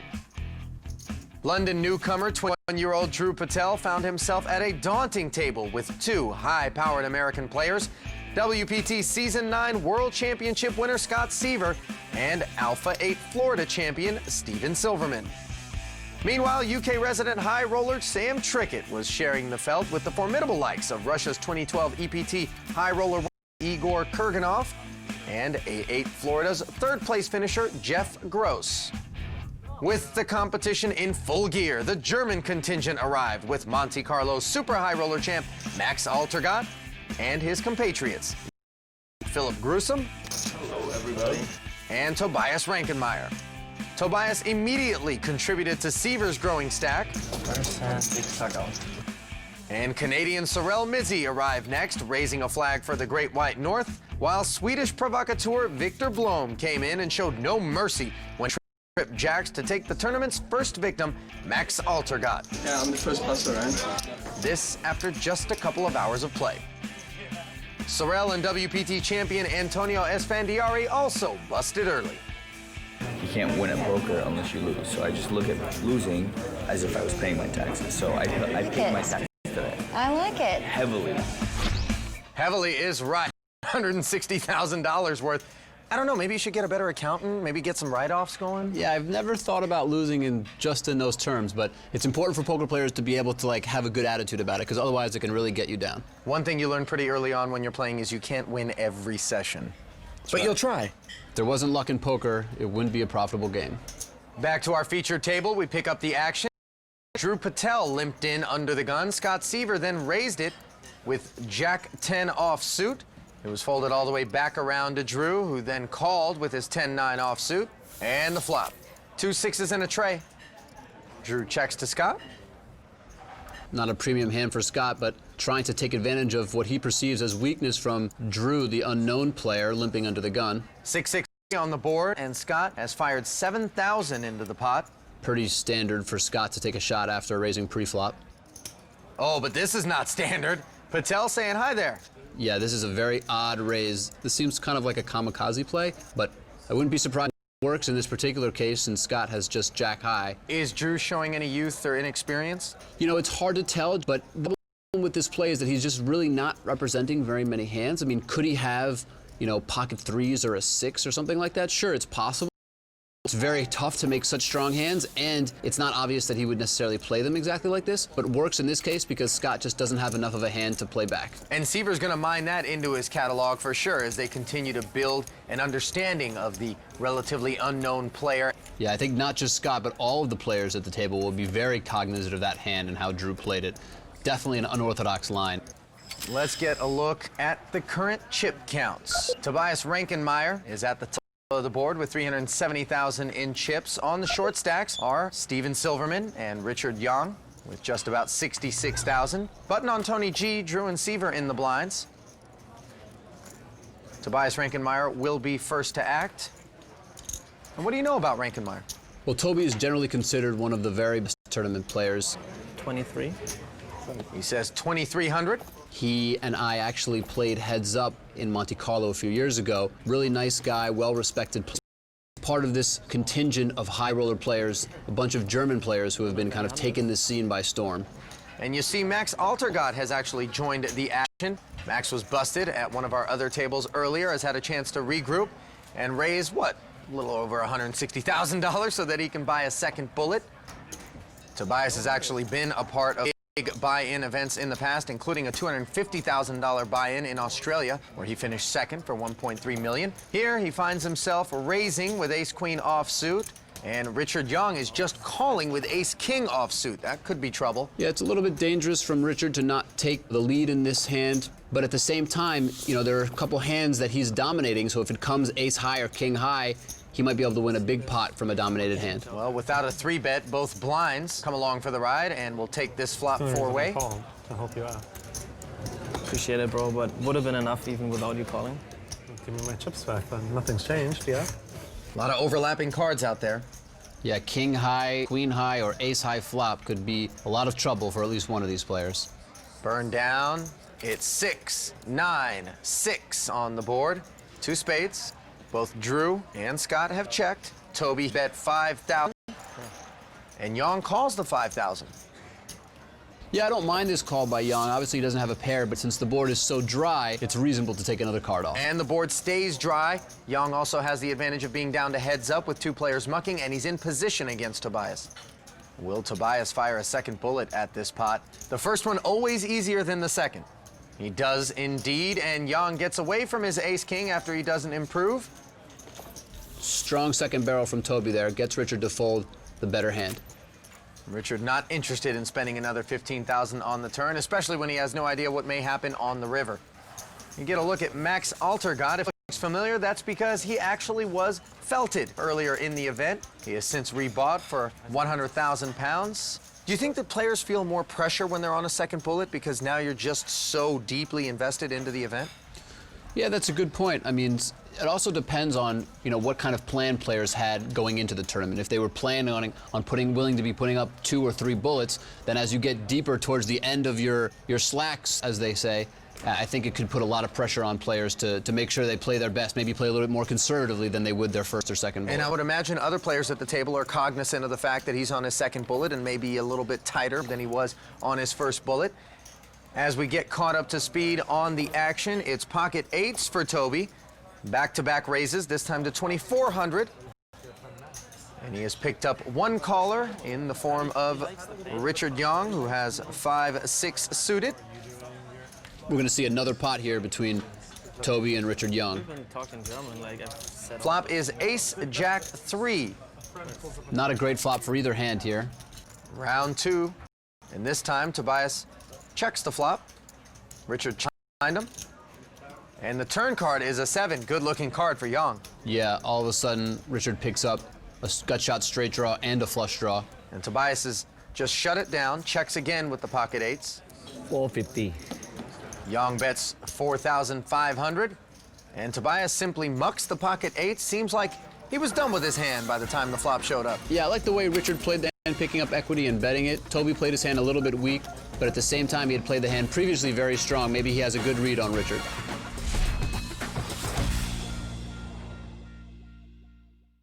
Alpha 8 is brought to you by ClubWPT.com. Fun, exciting poker you can play for free. Well, I cab with Eric Seidel. We're going a few miles south to play lawn bowls. You've definitely got the title of King of High Roller events. I had a very good year in 2011 in the high rollers.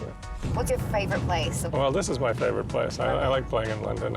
I'm a New Yorker, so London is very much like New York for me.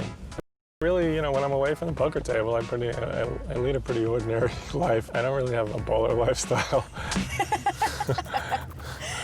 We're gonna play some bowls. After our 4 bowls have gone, it's the one that's closest that determines the winner. What are you gambling on it, Eric? £5 total for the whole thing, right? Per game? Well, I don't know. Yeah. Okay. He's such a gambler. I'm trying to protect you. I don't want to. Yeah. Oops, that's bad. Oh, yes! No! It was so kind. Does that count? Does that help her? It sure did. It counts. It counts. That's very good. That's excellent. That's unbelievable how close you are. Wow.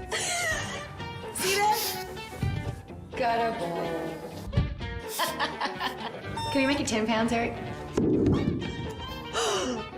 You're Are you getting natural. this? That's very, very You're good. gonna get that. That's amazing. I'm buried. Oh, it just tucked right in front of yours. It's like the last insult. It's boom. Don't you dare push my hand away. No! This is a disaster. I think we spent more time here than go broke. Okay, I think I spoke too soon with the trash talk. You might That's why. sneaky last one. No! Disaster! Yes!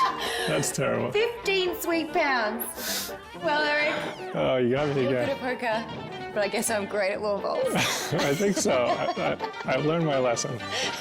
Don't gamble with women. I can't believe Eric didn't know that Lynn comes from a long, illustrious lawn bowlers. Yeah, that's her lineage. And those 15 pounds, that'll get her, what, like 4 blocks in a black cab in London? Probably the most expensive cabs on earth. As we get back to our feature table, Steven Silverman with 9-4 suited lays it down to Richard Young, who's been rather active in the early going. He picks up King-Queen offsuit, and he's going to raise it up to 2,500 with the blinds at 500 and 1,000. Ante's at 100. Folded around to Scott Seaver now. He doesn't like 8-4 off, and you can't blame him. Pocket 8s, though, for Max Altergott. We should see some action out of him. Max, of course, was felted earlier. He's on his second bullet now, and we've talked about how that may impact a player's approach to the game moving forward. Yeah, I think, when you're on your second bullet, you might tend to be a little bit more conservative, maybe a little bit less, because you really don't want to end up losing 2 bullets. Now, Max just called, as did Eric Seidel with ace-10 offsuit, and the flop was 4 tray deuce with a couple of clubs. Pretty good flop for pocket eights. And Max bets 4,300 after both Seidel and Young checked to him. Yeah, it was check to Max. 12-5. And Eric raises on the full here. Check raising. Yeah, it's this very interesting play. Eric has, a gut shot straight draw, 2 overcards, and a backdoor flush draw. I actually like this play by Eric. It's a very aggressive, very strong play, especially against someone like Max, who, theoretically could be taking a shot in position here without much of a hand. We know that Max has an overpair himself, but even with this overpair out, Eric does have a number of outs to catch up and take the lead in the pot. The 3 of diamonds, of course, not one of those outs, and Eric is staring at a pot of 33,800, but rather than shut it down, he fires 20,000. Now, how do you feel when you have pocket eights? It's a good-sized bet there by Eric. I mean, I think you could make an argument for folding or for calling. Max not going anywhere with his 2 8s. Yeah, he makes the call and brings the pot to 73,800. It'd be interesting to see if Eric bets another club on the river. Well, it's a spade, so he doesn't have that option, and Seidel shuts it down. Max quickly checks behind him and will be very relieved to see Eric turn over ace 2. Max happily rolling over his pocket eights. Holding on for dear life there with 2 8s. Very happy that Eric did not fire the river. Let's get over to our outer table, where Sam Trickett finds himself all in with King 9 suited against Victor Blom, better known as Isildur in the online world. Victor has pocket queens, and Sam is hunting for a king. The flop of Jack 8-7 means he's also got a straight draw. 5 on the turn doesn't get him there, and the river is a deuce. And that is the end of the road for high-stakes player Sam Trickett. Yeah, Victor is such an aggressive player. Sometimes his opponents will make crazy plays against him, and when he picks up big hands like pocket queens, he can turn into big pots. Well, we'll find out whether or not Trickett is going to rebuy shortly. Silverman is being relocated from our feature table to the outer table. That, of course, because we need to keep those tables balanced. Can't have a full game on one side and a short game on the other. And unfortunately for Steven, there just really aren't any soft spots in this tournament, so it's not like you're moving to an easier table. Nobody has 100? I'm just trying to figure out why Tony's doing. Perhaps Antonio thinks there are some soft spots in the tournament because it appears that he is lobbying for funds, looking for that second bullet. No dice over at the outer table, so he's come over to a different bank. Oh, and it looks like the Bank of Yang has approved Esfandiari's application. And again, this type of situation happens from time to time. Poker players will lend each other what seems like huge, just immense sums of money with no contract, nothing, just just your word and your reputation to stand on. 23. Antonio certainly has no shortage of credit in the poker community. King 7 suited for Tobias Rankenmeyer. Meanwhile, at the feature table, he has put in a raise to 2,300. A call from the pocket 9s of Eric Seidel. And now pocket jacks for Tony G. Tony been pretty quiet thus far. Oh, he's going to make some noise, though. 7,700 decibels worth. Good size 3-bet here. And Tobias out of the way. Back over to Eric now. Eric's sitting on close to 50 big blinds. He's deep enough to make a call here and take the flop, isn't he? Yeah, I think so, but looks like he is playing it a little bit more aggressively and moving all of his chips in the middle. Wow, that is an aggressive play by Eric Seidel with just 2 9s. Hard not to call. Oh, and Tony doesn't like it much. Yeah, I mean, Tony's in a kind of a tough spot. I mean, Eric could easily have an overpair or a hand like ace-king, but if he does decide to call, he'll be very pleased. Yeah, Tony does make that call, and there's the good news. A little bit ambitious by Eric. I don't think Tony is such an aggressive player that this will work all that often. Well, here comes the flop. Jack 8-10. Tony has top set, but of course, Eric has flopped an open-ender. He's looking for a 7 or a queen to crack Tony's jacks. One of the best flops Eric could hope for that had a jack on it. Oh, and that's one of the worst turns. It leaves Seidel drawing dead. I got a rebuy for us. You think Eric's the kind of guy that's looking for a second bullet? I heard Richard Young is lending. You know, you never know with Eric. Obviously, you know, he's had an incredible amount of success. I mean, we'll just have to wait and see what Eric decides. Well, when we come back, the magician rejoins the action. What do I do? When you catch this?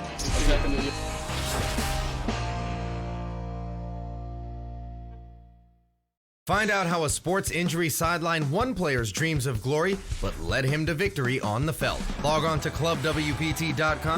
Join Lynn as she has tea with Sam Trickett. clubwpt.com. Fun, exciting poker you can play for free. Welcome back to the elite world of super high stakes poker, WPT Alpha 8. Tonight's event is coming from the Palm Beach Casino in Mayfair, one of London's most exclusive districts, where the high price of this tournament fits right into this Tony neighborhood. Is Lynn out and about in London? You know, every time I see Lynn, it looks like she's having the time of her. Well, you know who else is having the time of their lives? These guys, because they get to play high-stakes poker against some of the best in the world. And let's face it, they love the competition. Blinds have gone up to 6 and 1,200, antes have doubled to 200, and you'll notice the magician has taken a seat at the table. I'm gonna be very nitty now. He has 100,000. That's what you get when you re-enter. Meanwhile, Richard Young is having a good time with King-Jack offsuit. He opens for a raise to 3,000, and Tony G looks down at Ace-Jack of hearts. He's just gonna call, no need to isolate? Yeah, I mean, I think Tony could consider 3-betting with Ace-Jack of hearts, but I think the more standard play would be just call and see a flop. Max Altergott gets involved with Ace-5 offsuit. Getting a pretty good price from the big blind with 2 people already in. We take the flop 3-way, and it's 10-5 queen, all diamonds. Max has the nut flush draw and bottom. Richard has an open-ended straight draw, and Tony with the Broadway draw. Turn card, the 9 of hearts, and Richard has made the nut straight. Now, from Max's point of view, after both Richard and Tony check the flop, it's not unreasonable to try to bet here, even not necessarily for value with just a pair of 5s, but he also has the aces and is just taking control of the pot. Richard chose to smooth call with the nut straight, considering 3 diamonds are out there. It's not the nuts.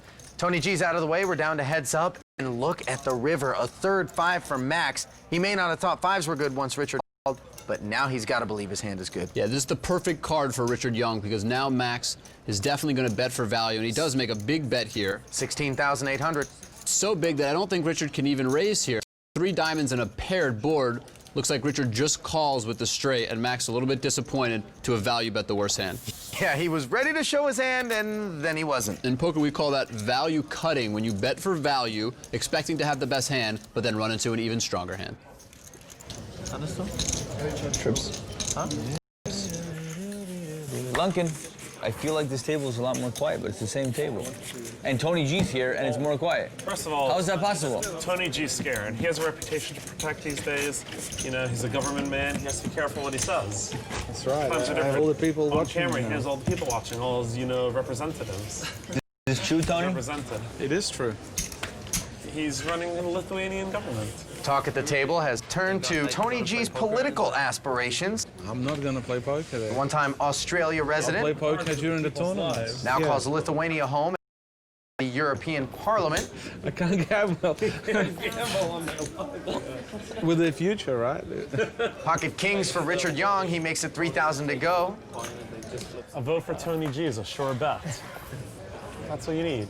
You need me to do your campaign managing. That would be good. And ace-king suited for Tobias Rankenmeyer. Pretty big cooler pre-flop here for ace-king suited, an extremely strong hand. He's the big stack at the table right now, and he is going to 3-bet it to 9,000 total, back over to Richard's kings. And he says, all right, how about 20 more on top of that, 29,000 total. You getting anything from Young's bar? I mean, he does look comfortable, but I don't think it matters for Toby. His hand is just too strong against Richard's stack to consider folding ace-king suited. Yeah, Toby moved all in. Richard made the call, and he's all smiles, isn't he? It's actually not that bad. Yeah. Yeah, not bad. Young needs to avoid an ace on the board. So far, so good, as it reads 6, 9, and I promise the third one's on the way. Now I better. The deuce of spades. I feel more comfortable. An 8 would be great. That's a good board for 2 kings. I'm going to buy some insurance. Insurance. Yeah, you can buy insurance. Yep. 12 to 1 now. 12 to 1? You want to take some insurance? 12 to 1?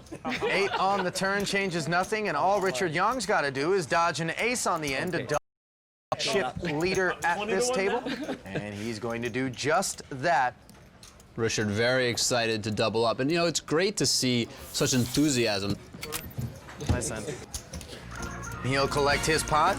Meanwhile, at the outer table, another pocket king situation. This time it's Igor Kurganov up against Jeff Gross, our third place finisher in Florida. Gross with pocket 5s. Can't hit on the flop, can't hit on the turn, can't hit on the river. See you later, man. Listen, might be back. I don't know. Good luck. And Jim Gross, who looks like he might be sharing closets with Antonio, is going either in search of another bullet or a black cab. Back at the feature table now, ace-queen offsuit for Drew Patel. He has opened the action with a raise to 2,700, and he has been called by the jack-9 offsuit of Richard Young in the big blind. Their heads up to a flop of 10-4 king rainbow. Gut shot straight draw for Young. Broad draw for Drew, whose ace high is best. Young checks it over to him. And Drew's going to bet 3,500. Drew looking for Richard's jack, and Richard looking for Drew's queen here.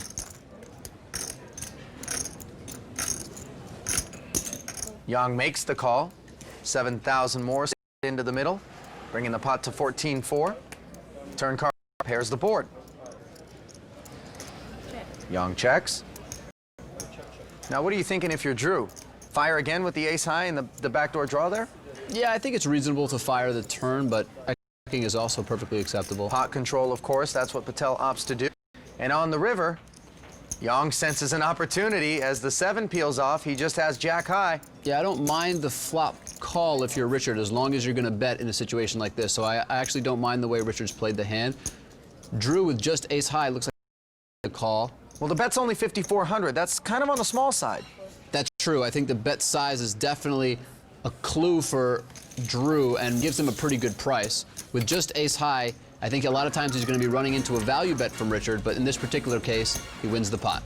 And you better believe that there is a table full of seasoned professionals paying attention to each and every one of young Drew Patel's moves. Yeah, we haven't seen too much of Drew, but my sense early on is that he's the type of player who likes to get involved. We just saw he's not afraid to make a big call with ace high, and we'll have to see throughout the rest of the tournament how he fares.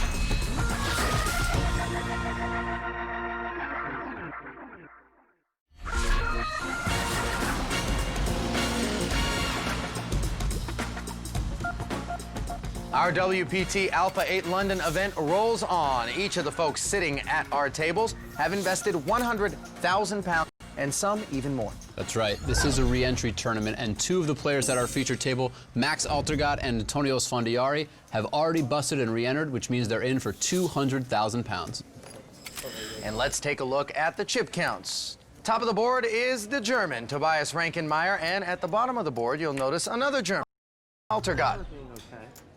And there is one of the newcomers that we talked about, Drew Patel, just 21 years of age from Portsmouth. He's got ace-queen offsuit and makes it 3,000 to go. I think it's really good. And why do some players opt for the min raise of 2,400 and others decide to put 3,000 in there? Is there really even a difference? You know, there is a small difference. You know, first of all, you give the big blind a worse price to call when you make it a little bit bigger. You also make it more expensive for someone to 3-bet you. But a lot of it is a function of how deep the stacks are. When the stacks start to get a little bit more shallow towards the end of the tournament, you'll start to see more min raises. Patel has picked up both Esfandiari and Tony G. They'll take the flop 3 ways, and that flop, ace, queen, jack. Patel with aces and queens. He's got the best hand. Tony G's got the Broadway draw. Antonio with just a pair of jacks. Patel bets 4,000. And Antonio quickly lays it down.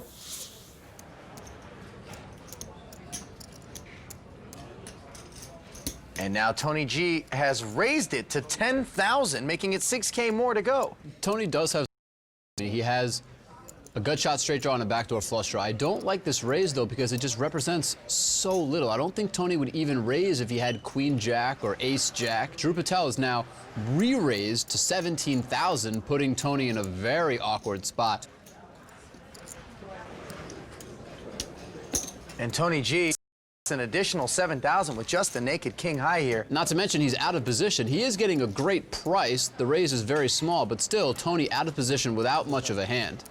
4 on the turn. Tony G quickly checking over to Drew. And that 4, not a scare card for Drew Patel. His ace-queen still looking very strong here. And he's going to check it. Yeah, I don't understand this check at all. Oh, and disaster rolls off on the river. Tony G now with the best hand.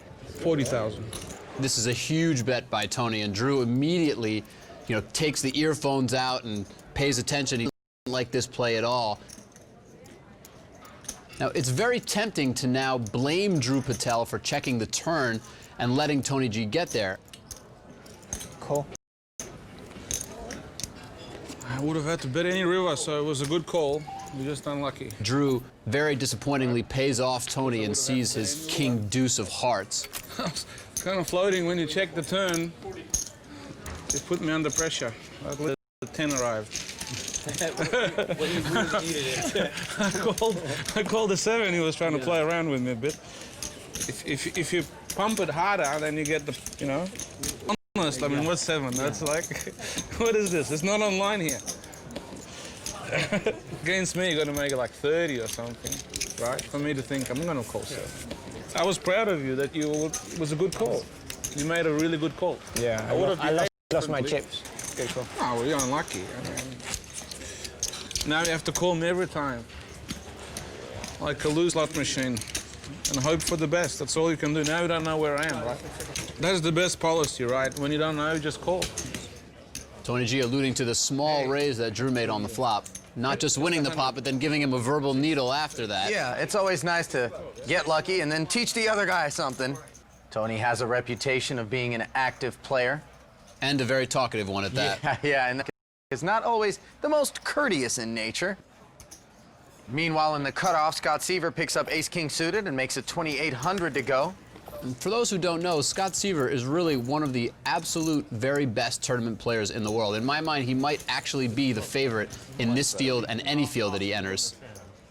We're gonna need an investigation. Former student at Brown University, our season 9 $25,000 buy-in champion. He took home $1.6 million and change for that effort.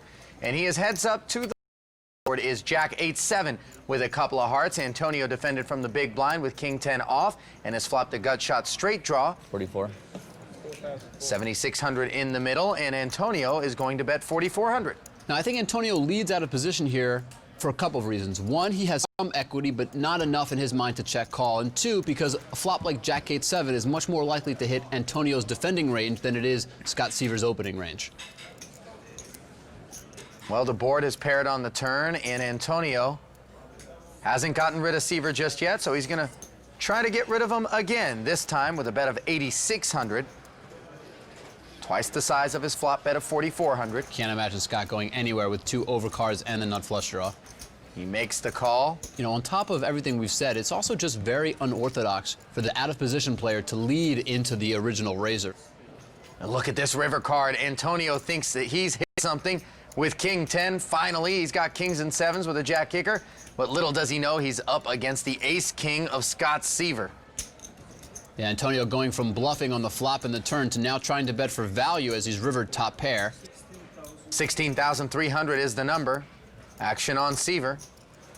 I think Seaver is thinking about whether he wants to raise now that he's rivered a king with a kicker, but given the line that Antonio's had throughout the hand, I don't think Scott can really contemplate doing anything but just call. Well, Seaver makes the call, and he'll be happy to see King 10. Gives Antonio a look at ace-king, and that's not the way Esfandiari scripted his re-entry. It's another instance of somebody out of position trying to bet for value with the worst hand. At these stakes, players are trying to bet so thinly for value that sometimes they're betting for value with the hand that's not even the best hand.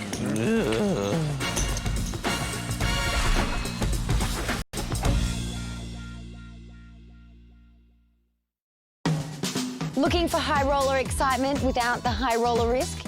Go to clubwpt.com now and play in our Alpha 8 high roller play chip tournaments and ring games for a chance to be crowned champion. Welcome back to WPT Alpha 8 London.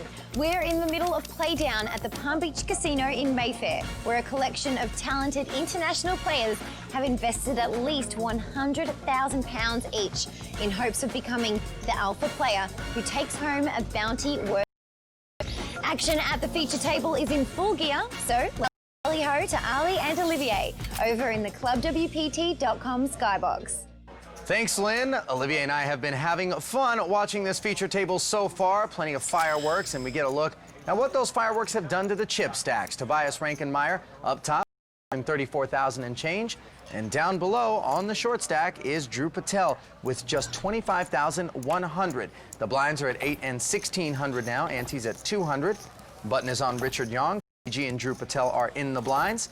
And the action has been folded around to Antonio Esfandiari, who has less than half the 100,000 he got for his re-entry to start this hand. And he's going to put 3,800 of that into the middle here on a raise. One thing you can say about Antonio is that he is persistent. Even though he's lost a number of chips, he's still raising it up. Easy defend from the big blind for Drew Patel and his king-9 suited, and the flop 5 trade deuce. I'd say Antonio likes it. Yeah, Antonio has flopped what we call the wheel, which is the straight starting at the ace and ending at the 5. An absolute monster hand for Antonio. 38. Checked over to him. A little bit unlucky for him. Drew has nothing and can't really play back or even call. Well, there's two pieces to running good in poker. It's not just making big hands, it's finding people who will pay you off when you've got them. Yeah, a lot of times you want your opponent to have a strong hand just slightly weaker than your hand. Let's get back to the feature table. Folded over to Tobias Rankenmeyer, who Raised to 4,000. don't adjust your sets, has Queen-5 offsuit, and has decided to make it 4,000 to go. Yeah, I really don't understand this play. I mean, I know that Toby is the chip leader, so he's going to be opening with a little bit of a wider range than normal, but I would never include a hand like this in my opening range. It just plays terrible post-flop, and I don't understand it. How do you like the smooth call by Richard Young with ace-queen offsuit, which has, of course, invited Scott Seaver into the pot, who has 8-6 suited in the big blind? I think it's perfectly reasonable. He should definitely have considered at least betting and probably do it from time to time, but calling is just fine. The flop, all hearts, 9-7 deuce. Seaver checks his open-ender, and it's on to Tobias, who checks as well. Richard Young, happy to knuckle. And the turn, a fourth heart, it's the ace. Young now with the best hand. Action on Scott Seaver.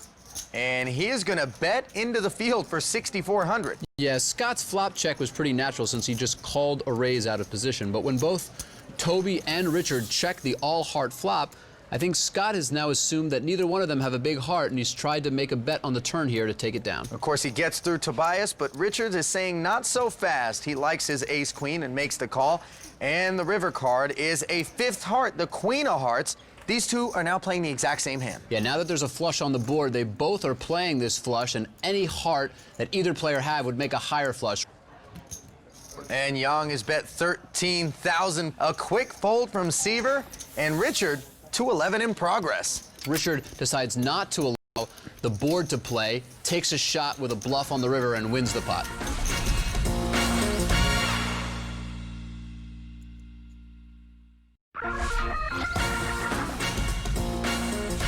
We're back in jolly old England, London to be specific, and the Mayfair district, home to the Palm Beach Casino and our second ever WPT Alpha 8 event. We have 7 players at our feature table right now. On the short stack, young Drew Patel, and not far behind him, Antonio Esfandiari, who is on his second book, but looking very relaxed, despite being in for over $300,000 US. How did they react? No, I said I always wanted to. Oh, you wanted to? Yeah, I never have. I thought it happened. No.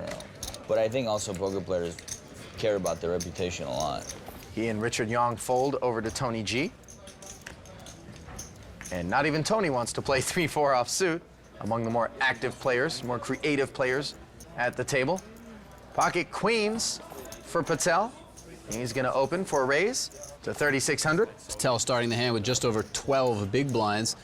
This min raise with 12 big blinds might look a little bit suspicious. Ace suited for Tobias. He is the big stack. And he's in the big blind, so there's no one after him. And he's going to put Patel all in. Patel will gladly make the call and be happy to see that he's up against ace-6 of diamonds. So far, he is in the lead, but you know how it works. You gotta avoid the ace on the board. Drew in a great position here to double up.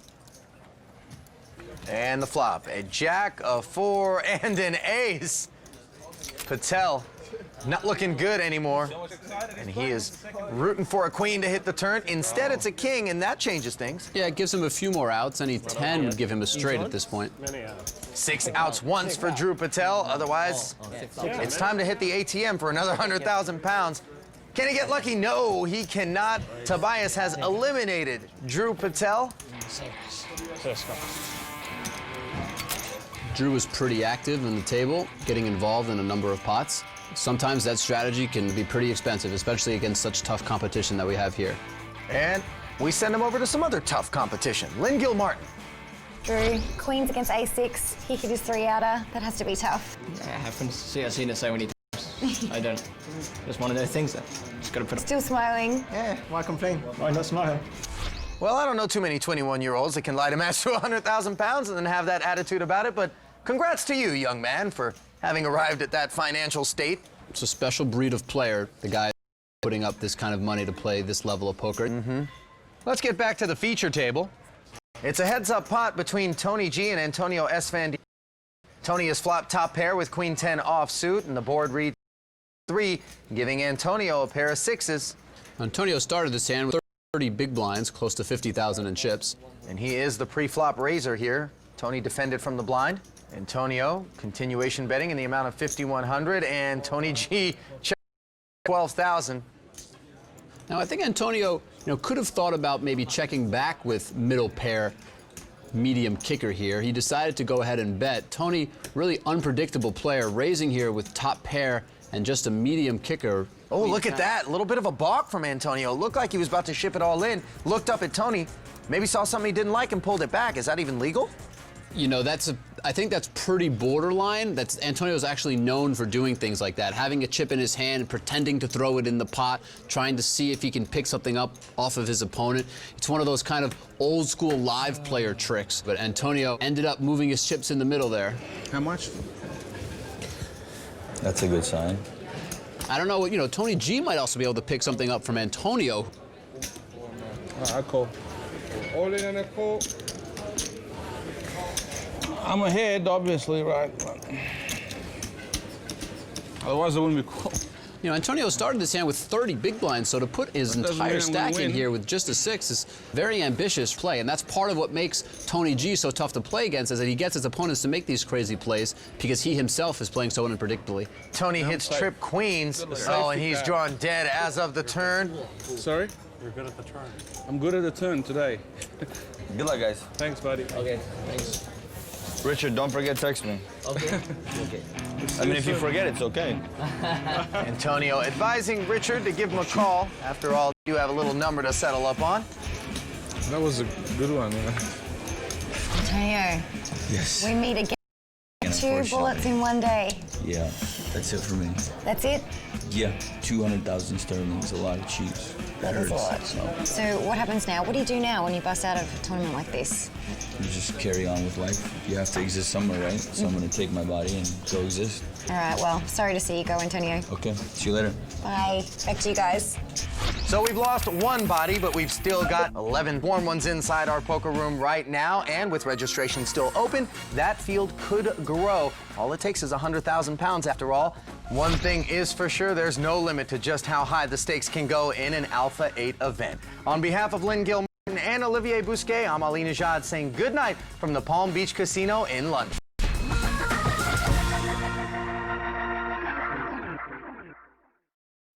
The world of high-stakes poker has taken root in the heart of London, and you have VIP access to all the action. This is WPT Alpha 8.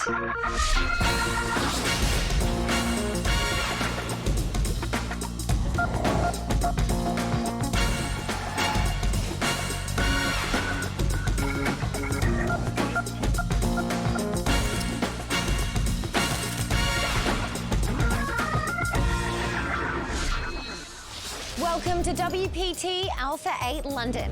The game we play is Texas Hold'em, but our prestigious poker table is not just for anyone. Our players are part of an elite group who travel the world in search of the highest stakes games. All of our competitors started by paying the £100,000 entry fee. While that investment may seem a lot to you and me, for these guys, it's just another day in the office. We're in the middle of exclusive coverage, and the gentlemen with an expert take on the game are A8's esteemed commentators Ali Najad and Olivier Bousquet. They join us from the clubwpt.com skybox. Gentlemen. Gentlewoman, how are you? Lynn Gilmartin, thank you so much. Olivier and I here for day 2 of the event. We've seen So far, 7 players have busted out and 11 players remain. Now, registration is still open, so that number could increase. And those remaining players, well, we've mixed them up a little bit. That's right, Ali. We're starting a new day, so the players have redrawn for seats. And our new featured table actually has a couple of players that we haven't seen too much of thus far. And those 2 players are Fabian Quas, sitting on almost 300,000 in chips, and Philip Grusom, sitting on 110,000. Button is on Max Altergott. Steve Silverman and Richard Young are in the blinds. As we kick our action off, there's a look at Fabian. And he's got pocket jacks. Not a bad start to his evening. Praise. Fabian, a very talented German player. Very close friends with the 2 guys you see next to him, Philip and Max. They really just travel the world playing super high-stakes tournaments together. Over to Steven Silverman, as Fabian raised to 5,000. Steven, of course, our inaugural Alpha 8 event winner in Florida, sitting on about 18 big blinds with a small pocket pair. All of which he's going to put in the middle right now, making work of Richard Young's ace. Pretty easy call for Fabian with 2 jacks. Steve Silverman is going to be in a world of hurt trying to stay alive with just 2 outs. Yeah, you never want to be up against an overpair. 2 overcards is one thing, but the overpair a whole nother. And here comes the flop. Trey, 9, Trey.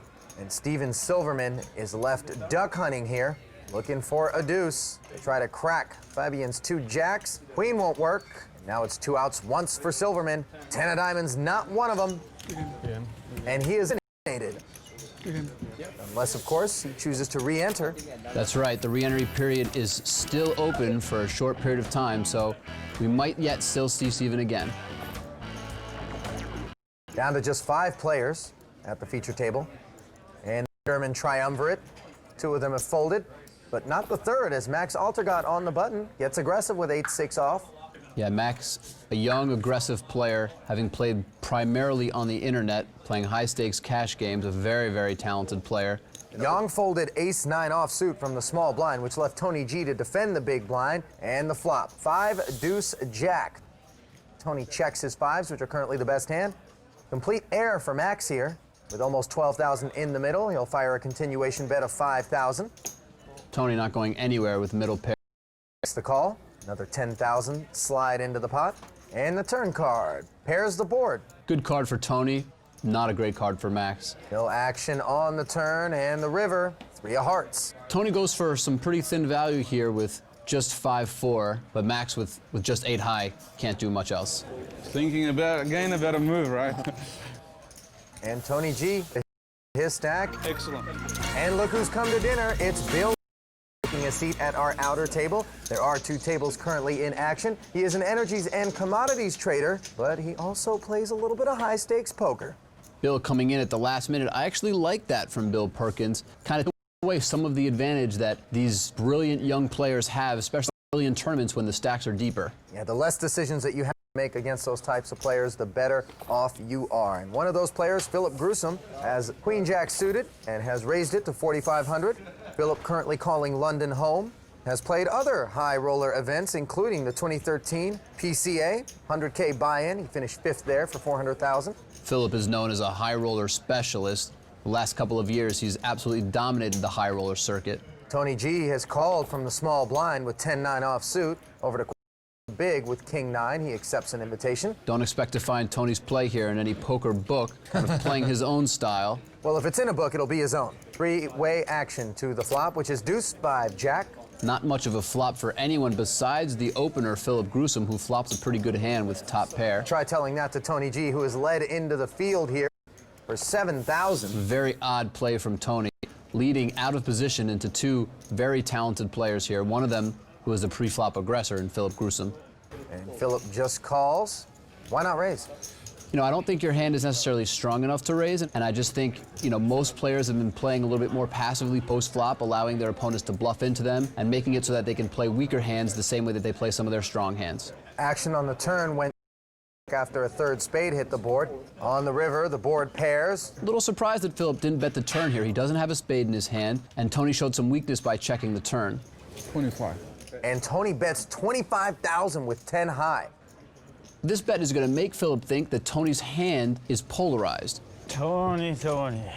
Which basically means that Tony either has a stronger hand than Flush out. maybe a flush or a straight, or potentially is bluffing. Remember, each player only had 100,000 upon entry. 25,000 is a pretty sizable representation of that original stack. Why are you not betting the turn? It's a good turn for you. Yeah, I think that's one of the keys to this situation right now. If Philip wants to put about a quarter of his remaining chips into the pot and hope that Tony G is just bluffing.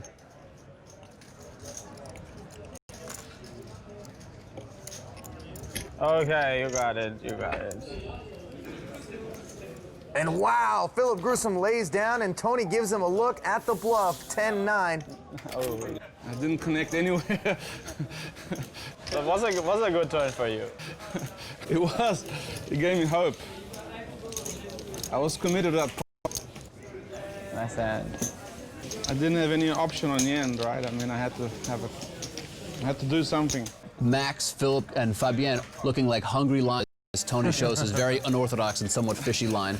Right, if I just leave it, I might as well just give you 50,000 pounds cash, you know? I'm going to stop bluffing, though. That's why I wanted to show that one, so that it's not going to happen anymore. Tony claims it was a self-disciplinary maneuver to show the bluff over there. Never again. Looks like something like, now I bet it's a nice sort of situation. Like ace high, it's a nice call, usually, because the pair's there. I know it was marginal. Yeah, I think Tony's playing a little psychological games there, implying, you know, he thought there was a chance Philip would call with just ace high, knowing that Philip probably had a stronger hand and trying to make him feel even worse about folding such a strong hand. Tony is the master of the needle. See, it's compensation for you. Been known to get into a player or two's mind. Yeah, I just had to fire there. I couldn't leave that much money in there without a fire. Philip getting a walk on that last hand. Not sure that makes up for the hand before. Well, Tony is certainly showing these gentlemen what he's made of, made a reputation as a very wild and unpredictable player, as you've mentioned on occasions. Yeah, I think Tony understands that from a fundamental point of view, he can't necessarily match up with these players. So he tries other things. He tries to take some unorthodox lines, put them in situations that they're not used to, even psychologically manipulate them, and see if he can rattle them or get under their skin and potentially create an edge for himself that way. Pocket sevens for Fabian Quas. He opens to 4,500. Richard Young has defended from the big blind with King Jack of clubs. The board reads 10-5 deuce rainbow. Young checks it over to Fabian. Clearly a better flop for Fabian, but not the worst flop for Richard Young. He does decide to float out of position here with two overcards, a backdoor flush draw, and a backdoor straight draw. I kind of like this for Richard. Oh, and Richard kind of likes this turn card, which gives him a pair of kings. Yeah, easy to say now that Richard has hit the turn pretty hard. Both players check, however, and the river is a 3 of diamonds. Now, from Fabienne's point of view, it's really difficult to put Richard on a king here. Sure, it's a scare card, but not really, because there aren't that many hands. Sense from Fabienne's point of view that Richard would just check call with on the flop. Now, Young has bet 10,000, and Fabienne has called with his sevens. Can't blame Fabienne for calling there. I think both players played the hand pretty well. Richard just got a little bit lucky to hit a king on the turn. Something tells me Quas isn't too discouraged.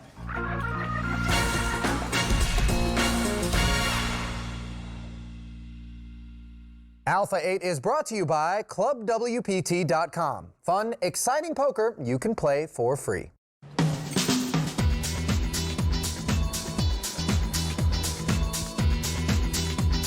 I am in a little magic shop in the heart of London. It's called Davenport's. It's the oldest family-run magic shop in the world.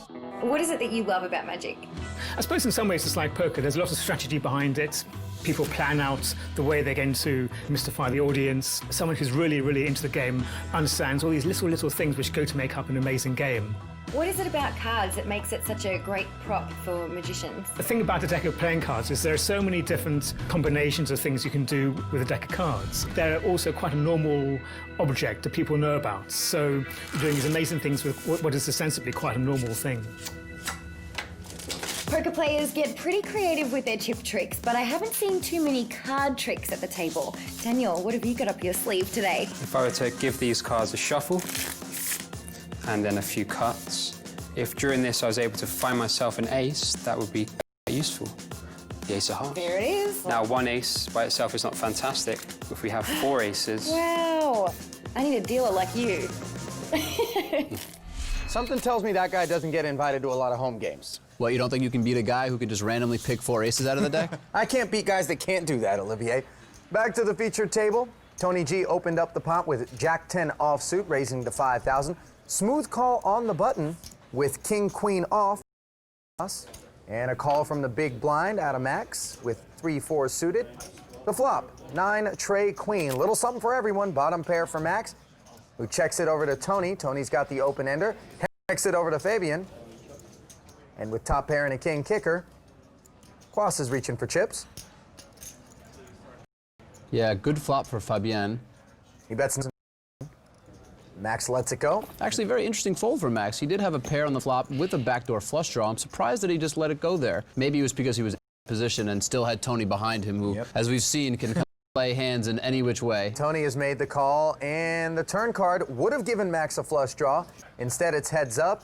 The ace of hearts. Tony checks. Fabian checks behind him. King on the river, however, has given Tony Broadway, and he is going to bet 20,000 here into a pot of 35.5. This is a terrible card for Fabien. Not only does it give Tony the nut straight, but it gives him 2 pair. I think Fabien is going to have a tough time getting away from his hand at this moment. Clearly, he isn't comfortable. If you fold, I'll show you one card, don't worry. I'm sure that's true. And you can choose it. I'm pretty sure you have it this time. I have a pretty strong hand, though. Good instincts from Fabien here. Even though Tony's been bluffing a lot, Fabien still has a feeling that his 2 pairs beat. I don't know. I'm not sure. I mean, it could be. I don't know. I have a strong hand, too. Obviously, I wouldn't bet, right?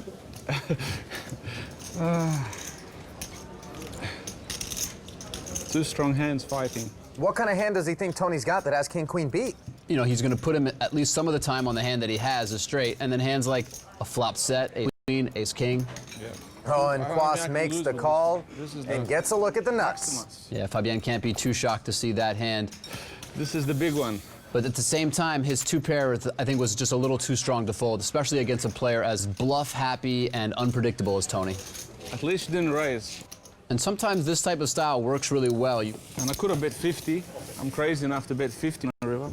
You get folds when you need them and calls when you need So them. I was friendly as well, gentle. Over to the outer table, where Talal Shakirchi finds himself all in with ace-king offsuit against pocket 10s for Igor. The board runs out safely for pocket 10s, and Talal is going to have to re-enter if he wishes to continue. Back to the feature table. You qualified, right? So you got a call. Did you hit second pair? Queen, king or something? No, I had bottom pair all the way. Bottom pair? Yeah. Wow.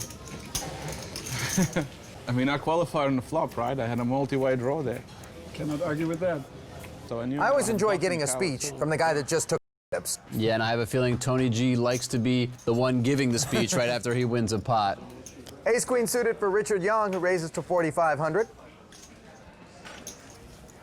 Folded around to Philip Gruesome with king 10 off. He folds the small blind, and it's 10-8 off for Max Altergott. Probably makes king 10 into a 3-bet some of the time here, deciding to fold in this particular hand. Max Altergott defends for an additional 2,500, and the flop is 5-7-4. Gut shot straight draw and 2 overs for Max. He checks it. Young bets 6,000. He'd love to see Max fold and give him the pot right here, but it doesn't look like Altergott's going to comply. And now Max does have some equity with a gut shot and 2 overs to the board, but I don't really like this call. It's a very wet board, so it's not surprising that he has a draw, and I think his draw is just a little bit too weak, especially with a flush draw also on the board. On the turn, Max has upgraded to an open-ended straight draw. Checked it over to Richard, who bet 11,000. Max has made the call. And on the end, Max makes the nut straight. Max, having check called twice, has now rivered the nuts. I think this is a great spot for an overbet, since it's possible that Richard has just an 8, which would be a straight. Max moved all in, and before he could complete the motion, Young's hand found the muck. Yeah, with just ace high, Richard has no choice but to let go. We have just about drawn the curtain on our re-entry period. We'll return to London for more high-stakes action after this. The magic continues when Lynn learns her own card trick. Can I give it? Yes. Log on to ClubWPT.com to see what she has up her sleeve on the A8's Clip of the Week. ClubWPT.com. Fun, exciting poker you can play for free. Welcome back to WPT Alpha 8 London. We're in the middle of playdown at the Palm Beach Casino in Mayfair, where a collection of talented international players have invested at least £100,000 each in hopes of becoming an alpha player who takes home a bounty worth of a king. Action at the feature table is in full gear, so let's tally-ho to Ali and Olivier over in the clubwpt.com skybox. Well, someone's got their British lexicon down, don't they? Thank you, Lynn. We are here indeed inside the skybox, feasting our eyes on our feature table, which currently is down to just 5 players. Registration is now closed. We had 20 entries totaling over $3.6 million US, of course, £2 million. Among those entries, Fabian Quas, a player we did not see at our Florida event.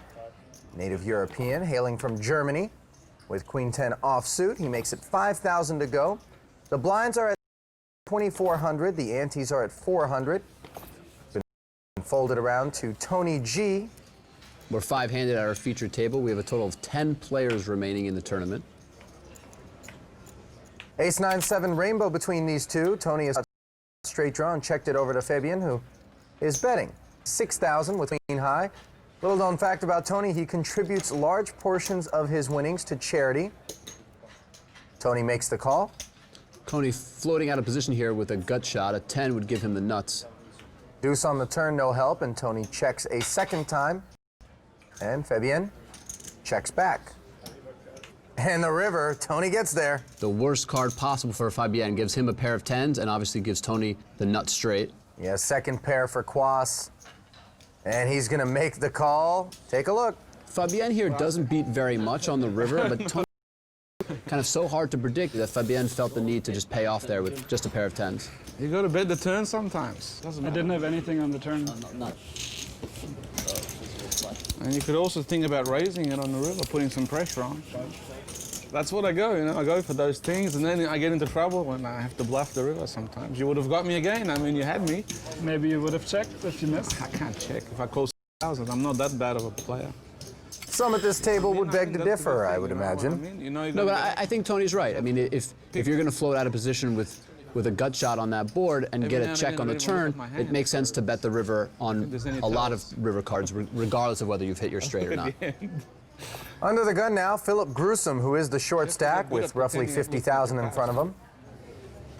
It's much easier to play. You should try. Not looking at your hand. Over to Tony G with ace-5 offsuit and friends. I just called in. He's going to limp in from the small blind. 7. Fabian says no. We'll play for more. Makes it 7. You don't want to stop, huh? I think Fabian is probably trying to make it seem like he's getting frustrated with Tony, but Queen 8 of Diamonds is actually a pretty good hand. He's in position here, and I think he thinks that he has a real post-flop advantage on Tony, so he wants to build a pot with a hand that he can just outplay Tony in position. I'd be embarrassed if I just give up like that, you know, limp in and then I have to do something now. Do something? I'm committed. I'm committed to the pot. All right, I just call. Just keep it friendly. How do you feel about Tony defending with the ace-5 offsuit? You know, when it's just blind versus blind and you have an ace, it's a very strong hand. Tony could have raised it up himself. I don't mind, you know, limping in and then calling a raise, but it's a fine play overall. Flop is 6-8-9. Tony has the bad end of a gut shot draw. With ace high, I can't see Tony releasing his hand on the flop. Pair of 8s for Fabian. Looks like he's going to bet for value here when he flops a pair. 8,000 is the number. Back to Tony. He'll call the 8,000. Turn card is a 10. 4 to a straight out there. Tony checks it. It's a bad card for both players, but when Fabian checks, that might open the door for Tony to take a shot on the river. Amazing river. Yang seems a little entertained by the fact that the board now reads a straight. Yeah, this is a really interesting card. Tony checking out of position. I'm a little bit surprised he didn't take a shot. Instead, he's checked it and allowed Fabian to take a shot. I know. I don't know why. I have a bad feeling. Now Tony doesn't look like he's considering a raise, knowing that the best possible outcome is chopping the pot. Fabian's bet is so big that I don't think mathematically it's a really reasonable option. I think you just have to let it go. Stupid fold. That's okay, I'll do it. Tony seems to agree, and talk me through that. Betting 25,000 is designed to cause Tony to evaluate the hand as it's not worth it. What are the numbers there? Right, so basically, Fabian he's evaluating and in some ways hoping that Tony doesn't have a jack in his hand, which means that they would both have the straight that's on the board. Fabian wants to bet enough such that, from Tony's point of view, he would have to call such a large bet and best case scenario, only get half the pot back. So it just doesn't give him the right odds, and Tony, I think, makes the right play and just folds the hand. That's one of the advantages of being in position. Fabian, the last person to bluff at the pot, and then that ends up working out for him. I go some kits for the 100K. US, is it? There's a 100K Alpha 8 on Caribbean. Alpha 8 on the Caribbean. Caribbean? Yeah, some kits. Yeah, I know. I will bet. It's gonna be nice vacation. Me too. Folded around to Quas. He's got ace-jack offsuit and makes it 37,100, putting Philip Grusom all in. I don't know. And he is going to make the call.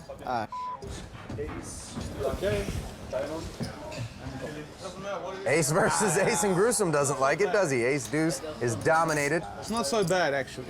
It's not so bad. Well, ace-9 would be worse. Yeah, looks like Philip just looked at the ace, didn't even look at his other card, and decided to call versus blind for 16 big blinds. I think that's very reasonable play.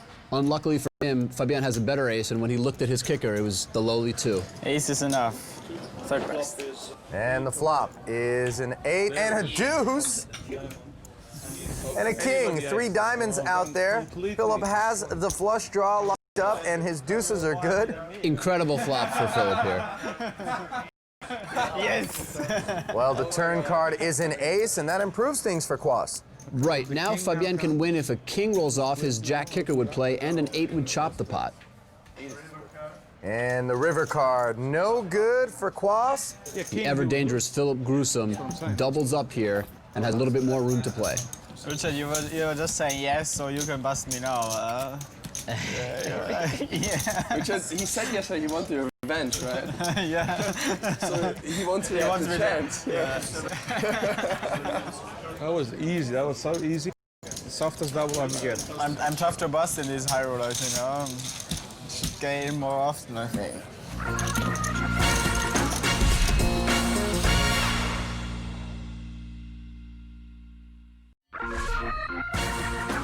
Back in London at the Palm Beach Casino, where the WPT Alpha 8 Super High Roller event rolls on.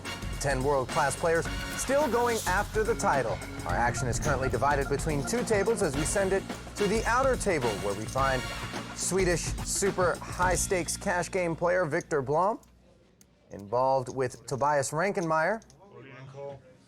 And we've got an all-in and a call. Tobias shows pocket 10s, and Victor shows ace-queen offsuit.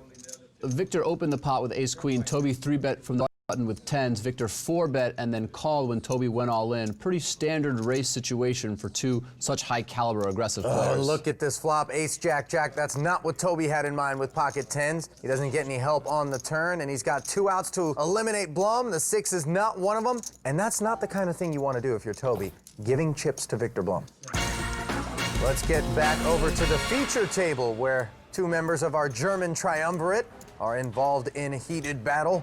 Fabian with 8-5 suited in the cutoff made it 6,000 to go, and the action is on Max Altergott with 9-7 suited, and he's 3-betting it to 4,500. Yang folds, and it's back over to Fabian. What's going on here? Yeah, so the small blind is a tough position to play. A lot of players play relatively tight, and then every once in a while will throw in a 3-bet, a lot of times with big hands, and then also with hands like this to try to mix it up and deceive their opponents. What's your play, Max? 120.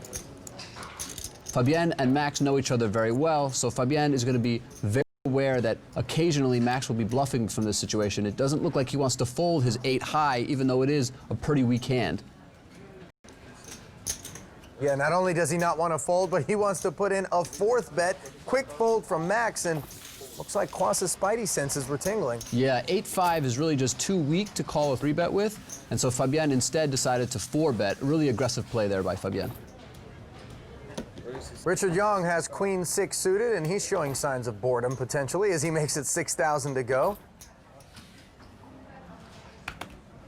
Pocket deuces for Quas in the small blind, and he throws it away. It's another interesting illustration of if the small blind can be the play. He decides to fold a pocket pair to just one raise. Gruesome, meanwhile, with ace-9 offsuit. Okay, Richard, one for me, huh? And Philip from the big blind getting a good price. And ace-9 is just way too strong to fold, so he decides to see a flop with Richard. The blinds are at 1,500 and 3,000. 6,000 is a min raise, and the flop is 9 deuce jack. We see how conservative certain players are from the small blind. Fabian folding a pocket pair, pocket deuces, would have made a set here, but decided to just let it go before the flop. Philip hand with a pair of 9s, and he checks it over to Richard Young, who has flopped the queen high flush draw. Really interesting flop because neither player has a huge hand, but both have some piece. Young has bet 10,500. Gruesome calls, 37,000 in the middle, and the turn card pairs the jack. Now this is a card that I think will probably slow down both players. Personally, if I flush draw, I actually like this card and will bet it just because I think my opponent will give me a lot of credit here. But most players like to check, not wanting to bet in a potential 3 of a kind. And on the river, a 9, and Gruesome has a full house. Yeah, now if Richard had a better hand, even a hand like ace high, he might consider calling here, assuming that Philip bets his full house. When he bets the river, though, Richard much with just queen high. And gives Philip a look at a 6. Yeah, because maybe I had better. You 4-5.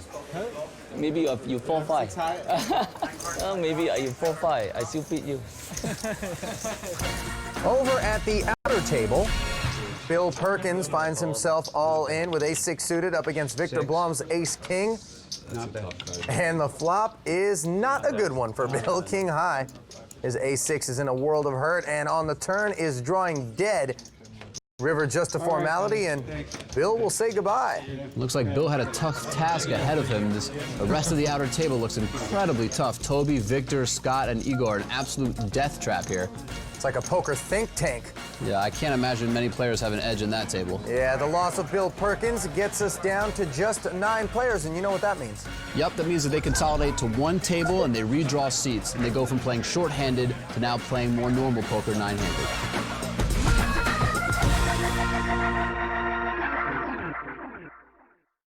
Do you know when to fold them? Prove your poker supremacy and rise to the top of the ClubWPT.com leaderboard. Play all the poker you want, 100% free, today and every day at ClubWPT.com. Welcome back to WPT Alpha 8 London. In the middle of play at the Palm Beach Casino in Mayfair. The buy-in for A8's super high roller is £100,000. That translates to over 160,000 US. We've seen several players lose fortunes, and those that remain are fighting to be the alpha player to come in first. Action at the feature table is starting up, so back to Ali and Olivier. Thanks, Lynn. And fighting is the operative word. We have a real slugfest. We have been joined by Igor, Scott, Tobias, and Victor, very talented players who were previously at the outer table, and everyone was playing shorthanded up until now. That changes.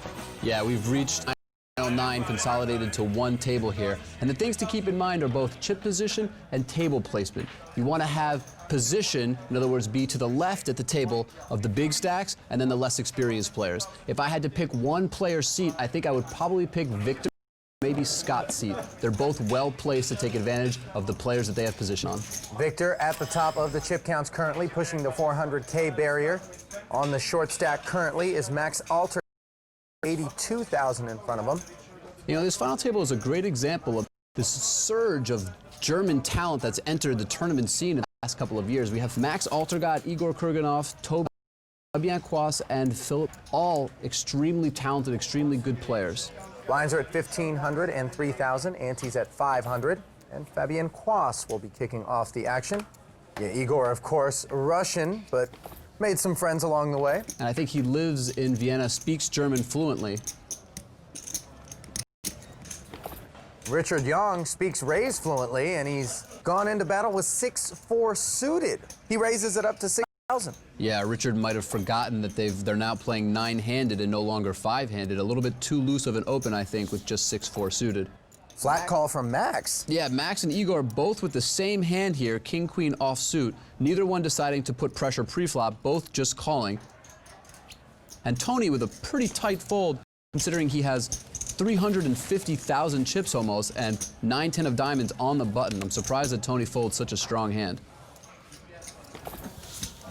Both blinds have folded, and we take the flop three-way. It is 5 deuce, a good one for Young. Young, the only player that really has any equity on this flop. He's going to check it, however. And look at those percentages. Yeah, the reason those percentages look a little strange is because they refer to each individual player's chance of winning the hand outright. Since neither Max nor Igor can actually make a flush at this point, they both have a 0% chance of winning the hand outright. Young checked his two-way straight draw. Max fired 10,000. Igor laid down. And Young is going to put Max all in with a check raise. Yeah, I think Young is willing to play this hand aggressively, both because of Max's aggressive style and the fact that Max is the shortest stack at the table. Nice play by Young, and he gives the table a look at the 6-4. Huh? No chip, never mind. I will finish back. Tired already. Max is the shortest stack at the table. Maybe if a player with more chips had bet here, Richard would have played a little bit more passively. Instead, Max, with both his aggressive and his low chip count, allowed for Richard to make an aggressive move here, going all in, and it does work since Max has no hand.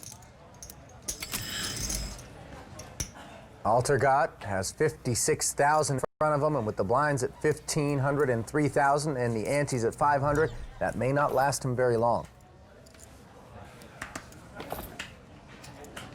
Fold it around to Philip Grusom, and he's got pocket eights. Philip starting this hand with just over 50 big blinds.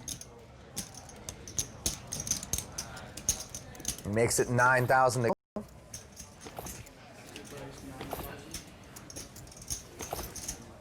And it's pocket queens for Tony G. And this is especially dangerous for Philip because Tony is such a unpredictable and aggressive player. Philip's going to put him on a wider range than he would some other players. Tony has made it 22,000 total. And Grusom calls. And Philip at least has position here. Is that too much of a commitment to make pre-flop by just calling rather than either folding or pushing all in? No, I think Philip with 50 big blinds can definitely afford to call and see a flop. And the flop. 2 4s and a 10, couple of diamonds. Both players are going to feel relatively comfortable. For some reason, Tony decides to check his pocket queens out of position. Maybe he's trying to deceive Philip or at least get Philip to take a shot at the pot. And Grusom doesn't take a shot at the flop. Now the turn, a very dry-looking deuce of spades. That's also a little surprising. I think with a pocket pair, I would probably bet if I was checked to. Maybe Philip was suspicious of Tony's check on such a dry board. And Tony bets 30,000 and Philip makes the call. Tony deciding now to try to build a pot with his overpair. And here comes the river. Oh, it's an 8. Wow, that is an incredible card. 2 outer for Grusom. He's now got a full house.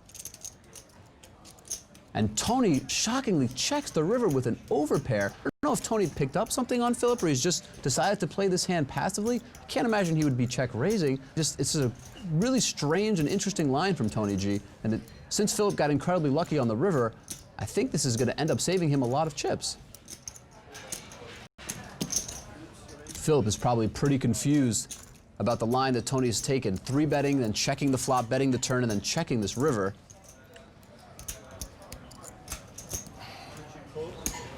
Full house. He bets 55,000 and gets called, and Tony doesn't appear to like it. Oh, queens, well done. It looks like Tony played this hand like a genius since he lost so few chips, but I'm not sure if he played it the most profitable way he could have. Beautiful. Well, Tony G may be getting a small helping of some of what he's dished out.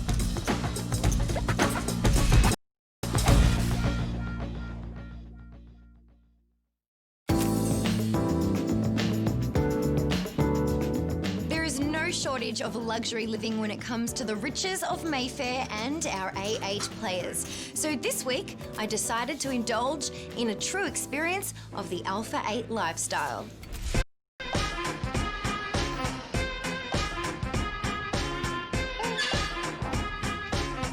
Welcome to Ebony Suite. Please come in. This is amazing. You just don't see places this big in Europe. This will be our lunch, and we have a lovely balcony here, this way. A terrace in London. Now that's a rare sight. I wouldn't mind having a party up here. I'd love to take you to where the magic happens. Bedroom, let's go. Oh, wow, this is the sexiest bedroom I think I've ever seen. It is very comfortable. And from this side, it has an open bath. Oh, there's a bath and the lights are pink. It's pink. It's a pink bath. It changes color depending what you feel like in your mood. Oh, there's more? Oh, Okay. yes. The toilet. Everything is automatic. You don't have to do nothing in this toilet. It works with sensors. There's no limit in this toilet. Dry it, massage it, give it a heat. Massage? Yes. There's a remote control for the toilet. What happens with the massage? Oh, no need to touch. She's very smart. She is smart. She does the whole thing for you. That's why it's a she. How much is this worth, this toilet? Around 10,000. 10,000 pounds? Yeah, below for the... Now that is a royal flush. Really? A royal flush? Really? Meanwhile, looking at the chip counts where nothing is happening by remote control, Tobias Frankenmeyer up top, followed by Victor Blom. The short stack currently belongs to Max Altergat. Button will be on Tony G, Scott Seaver and Tobias Frankenmeyer in the blinds. Action on Victor. He makes it 8,000 to go with pocket fours. And Altergat has ace-king off. Not going to get much better than that. Yeah, great spot for the short stack. Altergat sitting on 14 big blinds. Very happy to pick up ace-king and get his chips in the middle. When you say his chips, there's not a lot of them out there, but trust us, it's still over 55,000. I always like keeping the lower denominations. Gives me a sense of I've got an actual stack. Looks more intimidating. Yeah. Not again. It looks like Blom is elected to call with pocket fours. It was a pretty big re-raise from Max. Yeah, it was 14 big blinds. I think it's pretty close for Victor. Victor probably pretty happy to be in a race. Well, Victor's ahead heading to the flop, but you can see by the percentages that Altergat actually a favorite to win this pot as we go to the flop, and it's 3, 7, and an ace. Team Germany. That'll bring a smile to Max's face. And a fist pump. Only 1-4 left in the deck. Turn card is a queen, and Altergat should be able to get away with this, right? One out or never. That never happens. Never say never. I just said never. The queen on the river. Chippy. And Max is looking a little happier than he has for the last few orbits. Ooh, a little Miyagi hand rub. Now some playability. I can free bet, I can call, I can check raise. Now I can do all kinds of again. Yeah, Max just 22 years old, showing his youth a little bit with that enthusiasm. He's pure. He's still pure. He's not as jaded as the older poker that's players. right. Now, Victor is a young player as well. He's only 23 years of age, but he looks like he's been through a little bit more. Yeah, you know, it strikes me how calm and composed some of these guys are, playing for such huge amounts of money, and especially at such young ages. You know, they're going through these really massive swings, literally millions of dollars that they're winning and losing on a semi-regular basis. And, you know, they're calm, they're relaxed, they're enjoying themselves. It's really nice to see. I always wonder, though, is it a function of not having enough perspective to understand the value of the money that they're throwing around? Or is it just their souls and they're just not as emotional as the average person in the early 20s? I mean, I think some of them are emotional and just have learned to control their emotions, and it's a skill, being able to detach yourself from the money that's, you know, that you're playing for, and it's a skill that takes development. A lot of these guys are used to these stakes, and they've trained themselves to be able to kind of take it in stride and not get too high with the highs and too lows with the lows. Well, speaking of highs, Fabian Quas has pocket kings and has come over the top of Richard Young, who opened with pocket sevens. The total amount is 18,000 to play, and you saw Victor Blom lay down ace-queen offsuit from the small blind. All in. Looks like Young has chipped in his entire stack, and a snap call from Fabian. Yeah, I think Victor was able to get away with ace-queen because from his point of view, Fabian is not going to bluff the amateur Richard Young as often as he would bluff another pro. What are you doing, Scott? And we go to the flop. A 7 right away, and That means Young has outflopped the two kings, hitting a two-outer. Disaster, he's the one at risk. He's got a shorter stack than Richard, so if he can't hit a king, it's going to be goodbye for Fabian. king. That was actually the case 7. Tobias folded a 7 before the flop. I buy some insurance. You want? 18 to 1. Yeah. 2 to 1? 20,000. Okay. There are two kings out there, however, but Fabian cannot find any of them, and that spells the end. Sorry. Quas doesn't look all too disappointed. No, Fabian in his typical classy style takes his bad beat. Good luck, guys. Well, Young is certainly pleased with that outcome, but so are a few of the other players at the table. Yeah, the table just got a little bit softer as the very tough Fabian Quas got unlucky and busted in 9th place with pocket kings. Not to mention that Richard Young, the amateur, has built his own stack. Yeah, they're licking their lips out there, looking to prey on Richard's newfound chips. As we're down to the Alpha 8, Olivier, anyone stand out, somebody to watch for? Well, I think all the Germans are very tough, and Toby is the chip leader, so I look for him to make a lot of damage going forward in the final table. Also, Scott Seaver is one of the most talented players in the world. Though he doesn't have that many chips, he always knows how to play. He always knows what ranges to play and which spots, so I look for him to also make a big splash. With savvy skills and a little bit of luck, the Alpha 8 have been chosen. Preparations for the official final table are underway. The high action is heating up here at WPT Alpha 8 London. So join us next time in our quest to crown the next King of the Felt. For Ali Najad and Olivier Bousquet, I'm Lynn Gilmartin. Good night from London.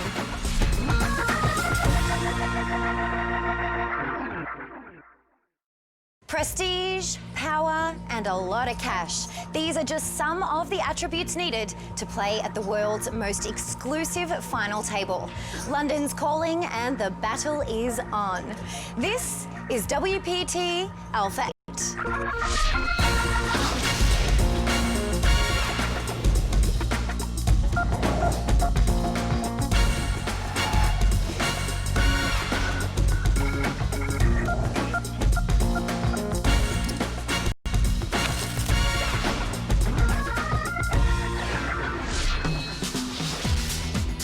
Welcome to the Palace of High Stakes Poker here in London, the Palm Beach Casino in Mayfair.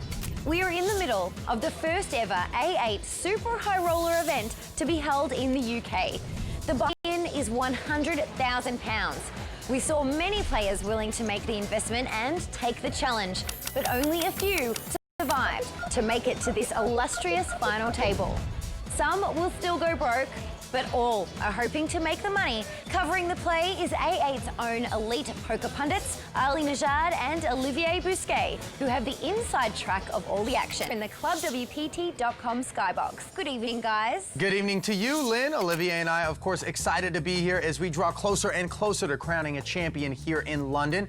Now, as tempting as it may be to believe that if you're among the 8 players at our final table, you've got to be a high-stakes poker professional, we know that that's not the case. We have a Malaysian entrepreneur by the name of Richard Young, who is sitting on a healthy stack right now, Olivier. Is there any chance he's going to be able to beat this lineup and be crowned champ? Well, as we all know, in live tournament poker, anything can happen.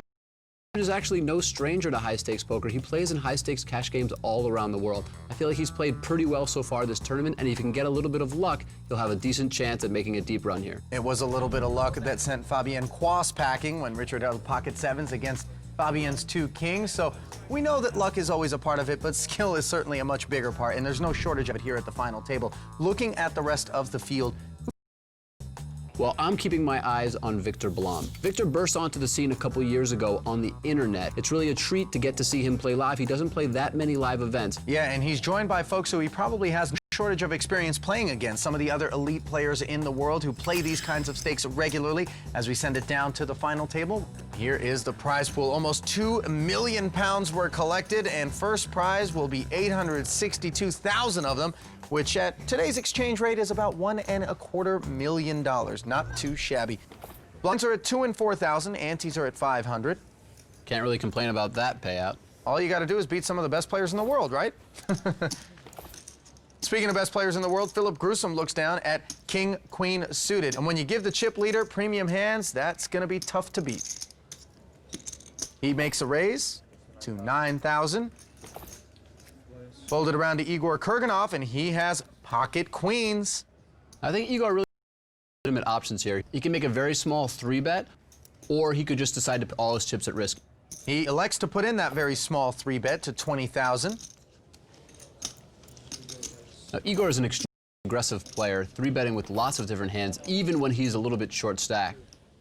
Is this suspiciously small in Philip's mind? No, I think no matter what Igor's hand is, he would make it this size. He only has 25 big blinds, so he doesn't have that much room. All in. Cool. Oh, Gruesome has moved all in. Igor snap calls. The butcher of Baghdad, you're protecting the... Just need the king. Just need the king. Jack 10 of diamonds and 3 bricks. Start with Jack 10 of diamonds. And then deuce. No, I had 10 jacks. Yeah, an aggressive play by Philip, but I think it's because of his opponent Igor being so aggressive and being at least relatively short stacked. And we go to the flop. It is 6, deuce, 7 with 2 diamonds. Flip. Not quite, not quite. Yeah, you take that, right, against you. You feel your fire at it. Anyone want to Turn pairs the board with a 7. Diamond's the worst. Stays exciting. Bad as a diamond. Gruesome still in search of a diamond or a king to eliminate his buddy Igor. Instead, it's a black ace, and Igor Kurganov will double up. 142.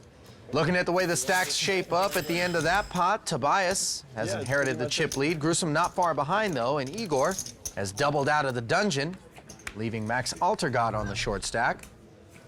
Always a great feeling when you're the short stack and manage to double up at the final table. But the pain was worth it. You know. The whole process was...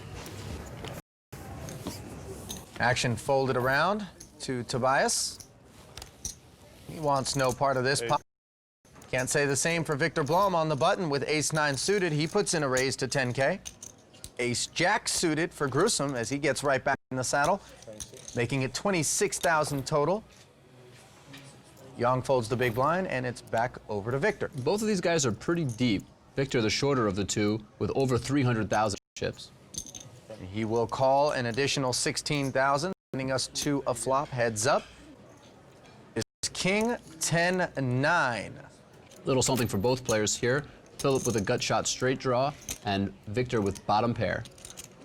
Well, Blom has outflopped Gruesome here. Spike in the 9 currently got the better hand. Gruesome fires a continuation bet. 35,000.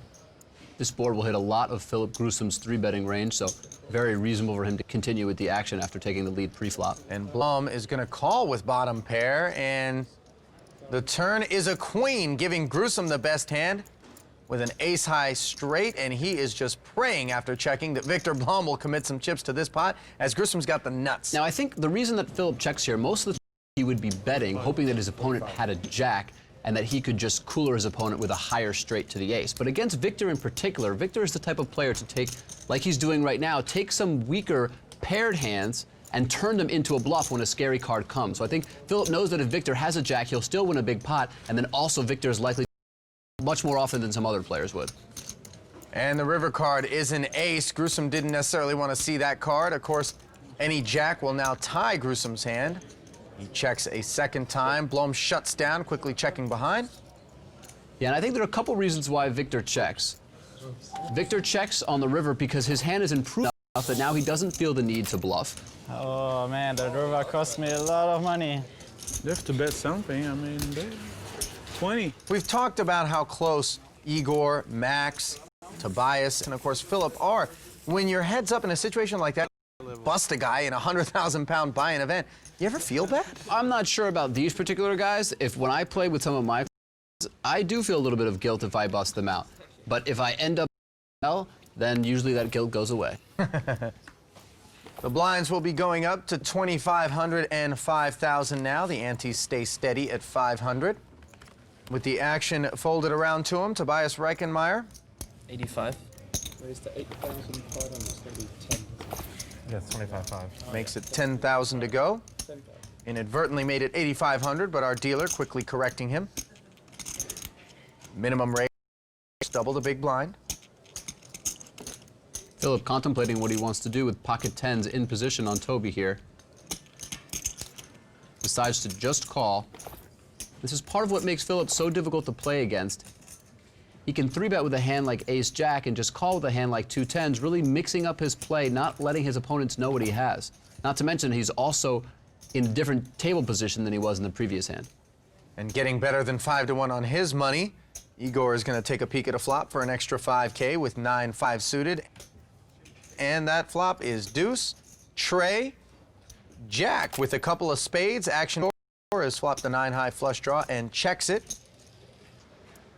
Tobias fires with the naked ace-high, 20,000. Call from pocket tens.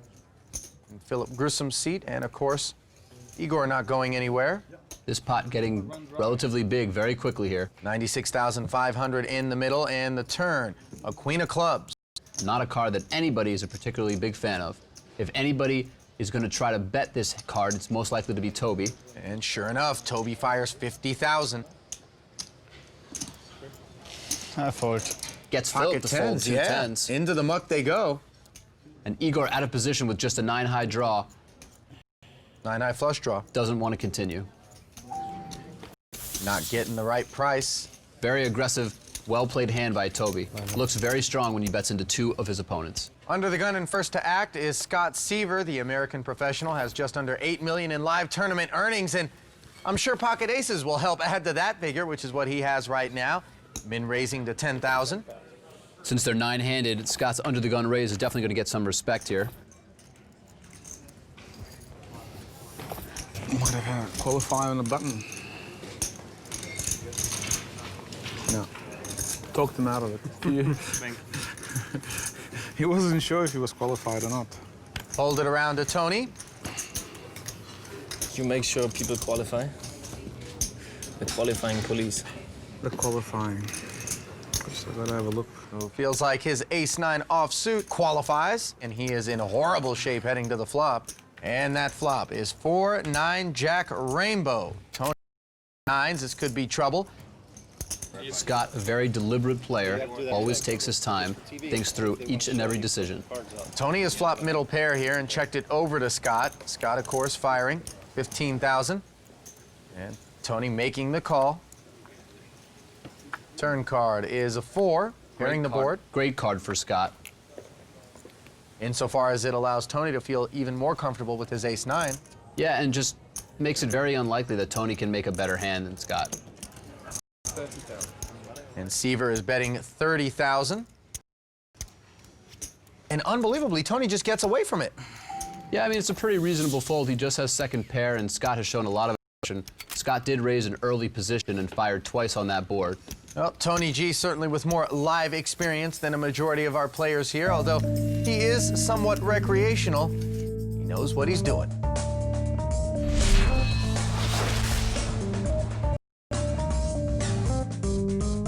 Alpha 8 is brought to you by ClubWPT.com. Fun, play for free. When you play prestigious tournaments like the Alpha 8, you see 20 to 30 faces all the time. If I'm registering for these tournaments, it's because I want to beat them all. It's a really wild dynamic. We all know each other very well. We've played a lot of poker together. You can't escape anyone and you can't look for anyone. You're gonna have to play against and beat every single player to get to the top. And honestly, it's just atmosphere because we're all friends too. It's really the most you could hope for from a tournament. You're playing for a lot of money and you're having fun. I don't know about the friends part, though. They left him hanging when Scott was on fist bump mode. Yeah, but I agree. I've played a number of these super high rollers, and they are a lot of fun. There's a very collegiate atmosphere. Everyone has a high level of respect for one another, and it's, you know, it's very relaxed, very casual. A lot of people having fun. Hard to imagine that being the case, considering how much money is at stake. Yeah, and as you get closer to the money, the tension definitely rises, and that collegiate, casual atmosphere generally gives way to a more intense and serious tone. Mm-hmm. Pocket jacks for Scott Seaver. And he'll try to make some friends with this particular hand. He is raising to 10,000. Fold it around to Blom, and Blom has ace-king offsuit. Re-raises to 26,000 total. All in. Seaver moves all in. I call. Blom says call, and it's a classic race. Ace-king against 2 jacks. Seaver looking to hold on and send the Swede packing. Look at this flop. That's a flop. 10, queen, king, all spades. Oh my god. I actually think you're gonna win, Scott. I do too. Seaver has an open-ended straight flush draw, but Victor currently has the best hand with kings. Oh, well, he bumps up to aces and kings, but gives Scott a straight in the process. Seaver now in control. Victor can win the pot with an ace or a king on the end to fill up, though. Not gonna hit. Straight flush. Oh, this is Straight flush. A little bit of overkill. 7-5. Good game, guys. Victor, I think you have some. Victor, I think you have some. You have pretty much exactly the same stack. 177.5. Well, Blum is getting up from the table right now, but Scott is asking for a count. I don't think he's got Victor totally covered here. Yeah, Victor actually has about 25,000 more chips than Scott. They were very close, though, and obviously Victor is crippled here. What's really important is to be able to keep your composure well. I thought Victor played very well. Just couldn't win the races when he needed to. It's not going to be a matter of playing well moving forward for Victor. He just needs to get lucky and double up 2, maybe even 3 times before he has some breathing room. Peaking. I mean, I was peaking before that hand. Yeah, exactly. So, of course, I'm super peaking here. This definitely changes the dynamic of the table now because Seaver, another incredibly talented and very good player, has just doubled up and now has a very healthy stack. I look for him to start putting even more pressure on the other players, especially the shorter stacks, as he tries to make a deep run to get in the money. Action on Seaver and king high on the button, leaving Tobias to do the dirty work. A little surprised that with king high, Scott decided to fold with Victor in the big blind just